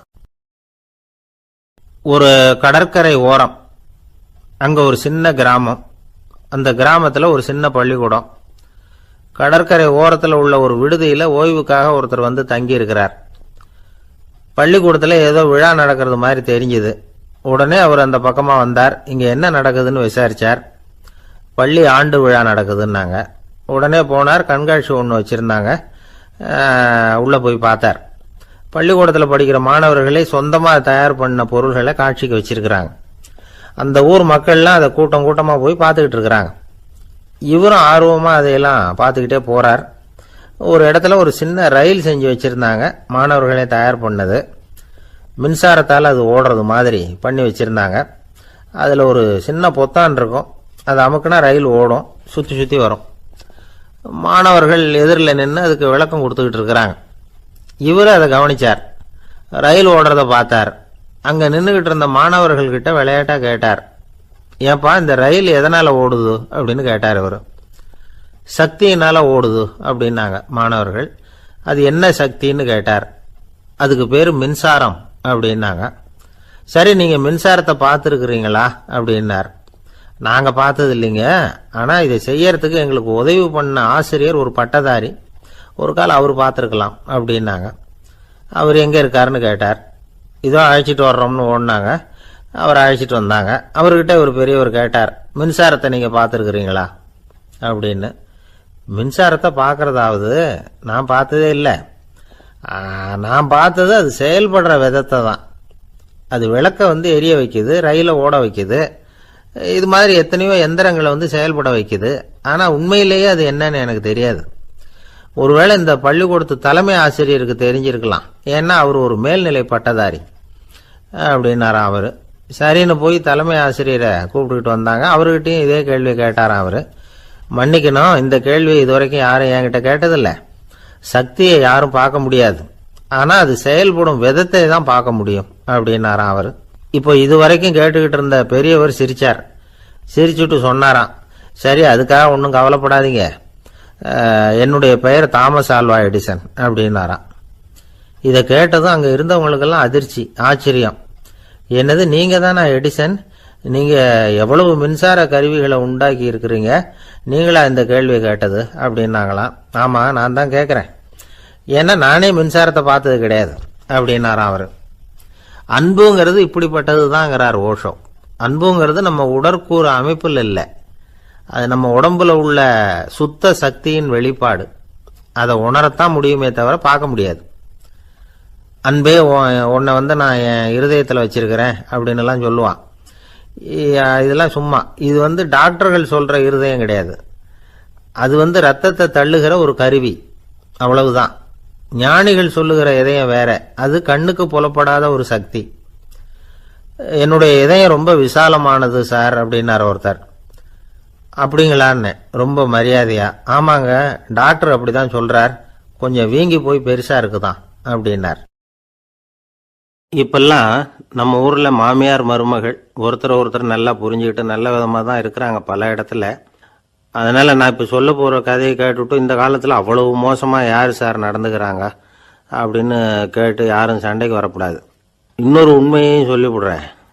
அதாவது இந்த கதையை நமக்கு எழுதி அனுப்பி இருக்கிறதே கொஞ்ச நாள்ல மருமகளாகவும் அதுக்கப்புறம் கொஞ்ச காலத்துல மாமியாராகவும் ஆக போற ஒரு நேயர் தான். சரி, இந்த கதைக்கு வருவோம். அதாவது ஒரு சின்ன குடும்பம், அந்த வீட்டில் மாமியார் ஆட்சி, அவங்க வச்சதுதான் சட்டம். பிள்ளையாண்டான் எப்படின்னா அம்மா சொல்றதையும் கேட்டுக்குவான், மனைவி சொல்றதையும் கேட்டுக்குவான், நமக்கு என்னத்துக்கு வம்புங்கிற டைப்பு. மருமகள் பேரில் குறை கண்டுபிடிக்கிறதுலேயே அந்த மாமியாருக்கு ஒரு சுவாரஸ்யம். சின்ன சின்ன விஷயத்துல எல்லாம் குத்தம் கண்டுபிடிச்சிக்கிட்டே இருக்கிறாங்க. பொதுவாக எல்லாரும் எப்படின்னா ஏதாவது ஒரு காரணத்துக்காக சண்டை போட்டுக்கிட்டு இருப்பாங்க. அந்த அம்மா எப்படின்னா ஏதாவது ஒரு சண்டையை போடுறதுக்காக காரணத்தை தேடிக்கிட்டு இருப்பாங்க. அப்படி ஒரு மனசு. அந்த மருமக பொண்ணு பாவம் பயந்து பயந்து ஒவ்வொரு காரியமும் செஞ்சுக்கிட்டு வந்தது. இப்படியே பல வருஷம் ஓடி போட்டுது. அந்த மாமியாருக்கும் ரொம்ப வயசாயிட்டுது. இருந்தாலும் அந்த பழைய சுபாவம் மட்டும் மாறவே இல்லை. திடீர்னு ஒரு நாள் பக்கவாதம் வந்து அந்த அம்மாவுக்கு ஒரு பக்கம் கை கால் இழுத்துக்கிட்டுது. வாய் சுத்தமாக பேச முடியாமல் போயிட்டுது. சத்தம் மட்டும் வரும். ஒரு பக்கத்து கை காலை அசைக்க முடியும். பேசுறதெல்லாம் கையால் தான், அதாவது கை சைகையால். இப்படிப்பட்ட நிலைமையில கூட அந்த பொண்ணு தண்ணியோ பாலோ இவங்க எதிரில் கொண்டாந்து வச்சா அதை வேணும்னே தட்டி விட்டுட்டு ஒம்பு வளர்க்கறது. அதுக்கப்புறம் அந்த பொண்ணு தரையை சுத்தப்படுத்தும்ல, அதை பார்த்து ரசிக்கிறது. இருந்தாலும் அந்த பொண்ணு இதையெல்லாம் பெருசுப்படுத்தாமல் ரொம்ப பொறுமையாக தான் இருந்தது. ஒரு நாள் வீட்டில் வச்சிருந்த பாலை பூனை குடிச்சிட்டு போயிட்டுது. வயசான காலத்தில் இந்த அம்மா பால் இல்லாமல் கஷ்டப்படுவாங்களே அப்படின்னு நினச்சி பக்கத்து வீட்டில் போய் கொஞ்சம் பால் வாங்கிட்டு காய்ச்சி மாமியார் முன்னாடி கொண்டாந்து வச்சுது அந்த பொண்ணு. வழக்கம் போல் அந்த அம்மா பாலை தட்டி விட்டுட்டாங்க. இது அந்த மருமக பொண்ணு கவனிச்சுட்டுது. இவ்வளவு நாள் பொறுமையாக இருந்த அந்த மருமகளுக்கு இன்னைக்கு இதை பார்த்து தான் அசாத்திய கோபம் வந்துட்டுது. கதவுக்கு பக்கத்தில் சாத்தி வச்சிருந்த உலக்கையை எடுத்து மாமியார் தலையில் போட, அது குறி தவறி கழுத்தில் பட, அந்த அம்மா கழுத்தை பிடிச்சிக்கிட்டு ஊன்னு கத்த, இந்த பொண்ணு ஒன்றும் அலட்டிக்காமல் உலக்கையை எடுத்து மறுபடியும் கதவு பக்கம் சாத்தி வச்சுட்டு அது பாட்டுக்கு நடந்து போயிட்டுது. இருந்தாலும் மனசுக்குள்ளே லேசாக ஒரு பயம். கணவன் வீட்டுக்கு வந்ததும் என்ன விஷயம்னு கேட்டால் எப்படி சமாளிக்கிறது. அன்னைக்குன்னு பார்த்து ரொம்ப நேரம் கழித்து வீடு சேர்ந்தான் கணவன். உடனே அந்த அம்மா புகார் பண்ண ஆரம்பிச்சுட்டுது. பேச்சு தான் வராத, அதனால் ஒரு பக்கத்து கையால் சைகை காட்டுது. கதவுக்கு பக்கத்தில் இருந்த உலக்க பக்கமாக கையை நீட்டி காட்டி, அப்படியே அந்த கையை தன் கழுத்துக்கு பின்பக்கமாக சுற்றி காட்டி நாக்கை வெளியில் நீட்டி நடந்த விஷயத்த புரிய வைக்கிறதுக்கு முயற்சி பண்ணுது. இவனுக்கு ஒன்றும் புரியல. என்ன சொல்கிறாங்க அம்மா அப்படின்னு மனைவி கிட்ட கேட்குறான். அதுக்கு அந்த பொண்ணு ரொம்ப புத்திசாலித்தனமா, என்னங்க உங்கள் அம்மா சொல்கிறது உங்களுக்கு இன்னும் புரியலையா? அவங்க உங்களை பார்த்து என்ன சொல்கிறாங்கன்னா, ஏன்டா உலக்க மாதிரி நிற்கிற, சாக போகிற எனக்கு சங்கிலி எதுக்கு, என் கழுத்தில் கிடக்கிற இந்த சங்கிலியை கழட்டி என் மருமக கழுத்தில் போடுறா அப்படின்னு சொல்கிறாங்க அப்படின்னு தான். ஓ அப்படியா விஷயம்னு சொல்லி அம்மா கழுத்தில் இருந்த சங்கிலியை எடுத்து மனைவி கழுத்தில் போட்டுட்டு, அம்மா உன் விருப்பப்படியே போட்டாச்சு, இனிமேலாவது நிம்மதியாக படுத்து தூங்கு அப்படின்னு சொல்லிவிட்டு உள்ளே போயிட்டான். பார்த்தீங்களா கதையை? அதனால தான் மாமியார்கள் சைகை காட்டுறதுன்னா கூட இனிமேல் ஜாக்கிரதையாக இருக்கணும். ஆஃபீஸில் வேலை பார்க்குற ஒருத்தர் வந்தார். பேசாமல் ஒரு 10 நாள் லீவு போட்டுடலாமா பார்க்குறேன் அப்படின்னார். ஏன்னு கேட்டோம். என்னுடைய மேலதிகாரி ஒரு முசுடு சார், அவர்கிட்ட வேலை பார்க்குறது ரொம்ப கஷ்டமாக இருக்குது அப்படின்னார். ஆஃபீஸில் வேலை பார்க்குறவங்கெல்லாம் ஒரு விஷயத்தை நல்லா ஞாபகத்தில் வச்சுக்கணும். மேலதிகாரிங்கிறவர் ஒரு பெரிய மகான் இல்லை, அவரும் ஒரு மானிட பிறவி தான். சராசரி மனுஷனுக்கு உள்ள பலம் பலவீனம் ரெண்டும் அவருக்கும் உண்டு. அதனால் அவரை கொஞ்சம் அனுசரித்து போகிறதுக்கு பழகிறது தான் நல்லது. மேலதிகாரிகளில் பல வகை உண்டு. அதில் முக்கியமாக 3 வகை. அதில் ஒரு வகை எப்படி தெரியுமா? உங்களை ஒரு வேலை செய்கிற மெஷினாக மட்டுமே நினைக்கக்கூடிய வகை. இவங்கெல்லாம் எப்படின்னா, எங்கேயாவது வெளியூர் போயிருந்தா கூட அங்கேருந்து ஃபோன் பண்ணுவாங்க, அந்த வேலை என்னாச்சு இந்த வேலை என்னாச்சு அப்படின்னு. இவங்களுக்கெல்லாம் உங்கள் நலனை பற்றியோ உங்கள் குடும்பத்தை பற்றியோ அக்கறை இருக்காது. நீங்கள் சொல்கிற யோசனை எதுவும் இவங்ககிட்ட எடுபடாது. கொடுத்த வேலையை பாரு, நீ எனக்கு புத்தி சொல்ல வேணாம் அப்படிம்பாங்க. இவங்களை அனுசரித்து போகிறதுக்கு ஒரே வழி, இவங்க எதை சொன்னாலும் சரின்னு சொல்லிவிட்டு வேலையை கவனிக்க வேண்டியது தான். இவங்ககிட்ட வேற எந்த கேள்வியும் கேட்டுக்கிட்டு இருக்கக்கூடாது. ஆமா சாமி போடுறது கௌரவ குறைச்சல் இல்லை, அது ஒரு அலுவலக சௌகரியம், அவ்வளவுதான். இன்னொரு வகையான மேலதிகாரிகள் எப்படி தெரியுமா? இவங்கெல்லாம் ஆபீஸ் வேலையை பற்றி அதிகமாக கவலைப்பட்டுக்கிட்டு இருக்க மாட்டாங்க. தங்களுடைய சொந்த இமேஜ் பாதிக்கப்படக்கூடாதுங்கிறதுலயே கவனமா இருப்பாங்க. இவங்கெல்லாம் அடிக்கடி உங்க நலனை விசாரிப்பாங்க. அதே மாதிரி நீங்களும் அவரை விசாரிக்கணும்னு எதிர்பார்ப்பாங்க. இந்த ரக அதிகாரிகளுக்கெல்லாம் புது வருட வாழ்த்து அனுப்பலாம், பிறந்த நாள் வாழ்த்து அனுப்பலாம். அவருக்கு எங்கேயாவது ஒரு பாராட்டு விழா நடந்தால் முதல் வரிசையில் போய் உட்காந்து உங்க முகத்தை காட்டலாம். ஆபீஸ் வேலையை மட்டுமே பார்க்குற பணியாளர்கள் இது மாதிரி அதிகாரிகள் கிட்ட நல்ல பேர் வாங்க முடியாது. இன்னொரு வகையான மேலதிகாரிகள் உண்டு. அவங்க எப்படின்னா, ஆபீஸ் வேலையை பற்றியும் கவலைப்பட மாட்டாங்க, தனக்கு கீழே வேலை பார்க்குறவங்கள பற்றியும் கவலைப்பட மாட்டாங்க. எக்காரணம் கொண்டும் தன்னுடைய பொசிஷனுக்கு ஆபத்து வந்துடக்கூடாதுன்னே நினைக்கக்கூடியவங்க இவங்க. இவங்களால கடுமையான வேலை செய்யவும் முடியாது, தீர்மானிக்கவும் முடியாது. எந்த முடிவையும் எடுக்காம அப்படியே தள்ளி போட்டுக்கிட்டே போடுவாங்க எல்லாத்தையும். இதனால என்ன ஆகும்னா, இவருக்கு கீழே வேலை பார்க்குற உங்களுக்கு பொறுப்பு அதிகமாயிடும். இவங்க கிட்ட போய் பிரச்சனையை மட்டும் சொல்லி பிரயோஜனம் இல்லை, அதுக்கான முடிவுகளை நீங்களே சொல்லணும். அப்போதான் இது மாதிரி அதிகாரிகள் கிட்ட நல்ல பேர் வாங்கலாம். அட்லீஸ்ட் கெட்ட பேர் வாங்காமலாவது காலம் தள்ளலாம். ஆபீஸில் வேலை பார்க்குறவங்க முக்கியமாக சில விஷயங்களை ஞாபகத்தில் வச்சுக்கணும். ஆபீஸில் நடக்கிற நல்லது கெட்டது எதுவாக இருந்தாலும் உடனடியாக மேலதிகாரிகிட்ட தெரிவிக்கிறது நல்லது. 3வது மனிதர் மூலமாக அதை அவர் தெரிஞ்சுக்கிறது அவ்வளவு நல்லதில்லை. எந்த மேல் அதிகாரியுமே தான் இந்த சர்பாஸ் செய்யப்படுறத விரும்புறதில்லை. அதனால அவருக்கு தெரியாமல் மேலிடத்துக்கு மணி எழுதி போடக்கூடாது. அப்படி எழுதி போடுறவங்க சில பேர் இருக்கிறாங்க. நீங்களும் உங்கள் மேலதிகாரியும் தொழில் ரீதியாக ஒரே படிப்பு படித்தவராக இருக்கலாம். அப்படி இருந்ததுன்னா அட்ஜஸ்ட் பண்ணி போகிறது கொஞ்சம் கஷ்டம்தான். இதை மனசில் வச்சுக்கிட்டு நடந்துக்கணும். உங்களுக்கும் அவருக்கும் அபிப்பிராய பேதமா, அது அவருக்கும் உங்களுக்கும் உள்ள தனிப்பட்ட பிரச்சனை, அதை விளம்பரப்படுத்திக்கிட்டு இருக்கக்கூடாது. அது அவருடைய கோபத்தை கிளறும். உங்கள் மேலதிகாரி உங்கள் கூட படித்தவராக இருக்கலாம், அதுக்காக அவரை எல்லாருக்கும் முன்னாடி அடைய கிச்சாமி எப்படிடா இருக்க அப்படின்லாம் கேட்டுக்கிட்டு இருக்கக்கூடாது. பொதுவாக யாரும் அதை விரும்புறதில்லை. இவ்வளவையும் உங்கள் மனசில் வச்சுக்கிட்டு கொஞ்சம் சாமர்த்தியமாக நடந்துக்கிட்டீங்கன்னா ஆஃபீஸ் உங்களுக்கு அவஸ்தையாக இருக்காது, ஆனந்தமாக இருக்கும். ஒரு மேலதிகாரி தன்கிட்ட வேலை பார்க்குற ஒருத்தரை பற்றி ரொம்ப பெருமையாக சொன்னாராம். எங்கள் ஆஃபீஸில் எவ்வளவோ பேர் வேலை பார்க்குறாங்க, எல்லாரும் தினமும் ஏதாவது பிரச்சனைகளை சொல்லிகிட்டு இருப்பாங்க. ஆனால் இவர் ஒருத்தர் மட்டும்தான் இது வரைக்கும் என்கிட்ட எந்த பிரச்சனையும் சொன்னதே இல்லை. அவர் பாட்டுக்கு வருவார், வேலை பார்ப்பார், போயிடுவார் அப்படின்னாராம்.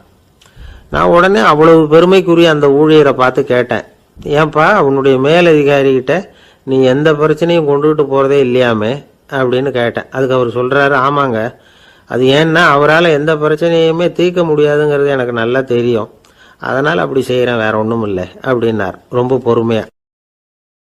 ஒரு ஊரில் ஒருத்தர் இருந்தான். ஒரு நாள் காலையில் எழுந்திரிச்சான். ஒரு 10 ரூபாய் எடுத்து சட்டை பையில் வச்சுக்கிட்டான். கடை தெருவுக்கு புறப்பட்டான். காய்கறி வாங்குறதுக்காக அவன் போகிறான். காய்கறி சந்தைக்கு போய் சேர்ந்தான். கத்திரிக்காய் 1/4 கிலோ கொடுங்கன்னா கொடுத்தாங்க. காசு கொடுக்கறதுக்காக சட்டை பையில் கையை விட்டான், பணத்தை காணும்.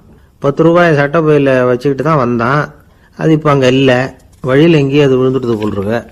அல்லது யாராவது திருடர்கள் தெரியாமல் அதை எடுத்துக்கிட்டு போட்டாங்களா என்னன்னு தெரியல. எப்படியோ 10 ரூபாய் அவன் இழந்துட்டான். கையில் காசு இல்லை. அதனால கத்திரிக்காயை திருப்பி கொடுத்துட்டு கவலையோட வீட்டுக்கு திரும்பி வந்தான். அதையே நினச்சிக்கிட்டு இருந்தான். அவனுக்கு துக்கம் அதிகமாக போச்சு. அழ ஆரம்பிச்சுட்டான். காய்கறிகள் வாங்கிட்டு வந்து ஆனந்தமாக சமைச்சு சாப்பிடலாம்னு நினைச்சோம். அது முடியாமல் போச்சேங்கிற கவலை அவனுக்கு. அதனால் அதை மறக்கவே முடியல. இது நடந்து கொஞ்ச நாள் ஆச்சு. அதே மனுஷன் இன்னொரு நாள் அதே மாதிரி புறப்பட்டான். பணத்தை எடுத்து பையில வச்சுக்கிட்டான். காய்கறி சந்தையை நோக்கி போய்கிட்டு இருக்கிறான். இப்போ வழியில் ஒரு ஏழை பையனை பார்த்தான். தம்பி எங்கே போற அப்படின்னு கேட்டான். ஐயா பள்ளிக்கூடத்துக்கு போயிட்டு இருக்கிறேன் அவன். சரி அதுக்கே இவ்வளவு கவலையோட போயிட்டு இருக்கிற அப்படின்னு விசாரிச்சான் அவன். ஐயா நான் ரொம்ப ஏழை, வீட்டில் வசதி இல்லை, பரீட்சைக்கு பணம் கட்டணும், இன்னைக்கு கடைசி நாள், என்ன செய்யறதுன்னு தெரியலன்னா. இவன் பார்த்தான். தாங்கிட்ட இருக்கிற பணத்தை எடுத்து அந்த பையன்கிட்ட கொடுத்தான். இதை வச்சுக்கோ, உடனே பணத்தை கட்டு, நல்லா படி, பரீட்சை எழுது அப்படின்னு சொல்லிவிட்டு திரும்பி வந்துட்டான். வெறுங்கையோடு திரும்பி வந்தும் வீட்டில் கேட்குறாங்க எங்கே காய்கறின்னு வழக்கம் போல் கேட்டாங்க. இவன் நடந்ததை சொன்னான். இப்போ வீட்டில் இருந்தவங்க அவங்ககிட்ட ஒரு கேள்வி கேட்டாங்க. ஏங்க இதே மாதிரி முன்னாடி ஒரு தடவை காய்கறி வாங்க போய் வெறுங்கையோடு திரும்பி வந்தீங்க, இப்போவும் வெறுங்கையோடு தான் திரும்பி வந்திருக்கிறீங்க. ஆனால் முன்னாடி வந்தப்போ வருத்தமாக இருந்தீங்க, இப்போ உங்கள் முகத்தில் வருத்தம் தெரியலையே அப்படின்னு கேட்டிருக்கிறான். அதாவது வீட்டில் இருக்கிறவங்க கேட்டாங்களாம். இப்போ அந்த மனுஷன் யோசிக்க ஆரம்பிச்சானான். இந்த 2 நிகழ்வுகளுக்கு என்ன வித்தியாசம்? போன தடவை அவன் பணத்தை இழந்தான், இந்த தடவை அவன் பணத்தை இழந்திருக்கிறான். போன தடவை யாரோ திருடிட்டு போயிட்டாங்க, இந்த தடவை அவனாவே ஒரு பையன் பேரில் இறக்கப்பட்டு எடுத்து கொடுத்துருக்கிறான். அன்னைக்கு பணம் போயிட்டுதேன்னு வருத்தமாக இருந்தது, இன்னைக்கு பணம் போனாலும் மனசுக்கு மகிழ்ச்சியாக இருக்கு, நிறைவாக இருக்கு. கொஞ்சம் யோசிச்சு பாருங்க. பணத்தை இழந்தது மகிழ்ச்சிக்கோ வருத்தத்துக்கோ காரணமாக இருக்க முடியாது. அப்படின்னா வேற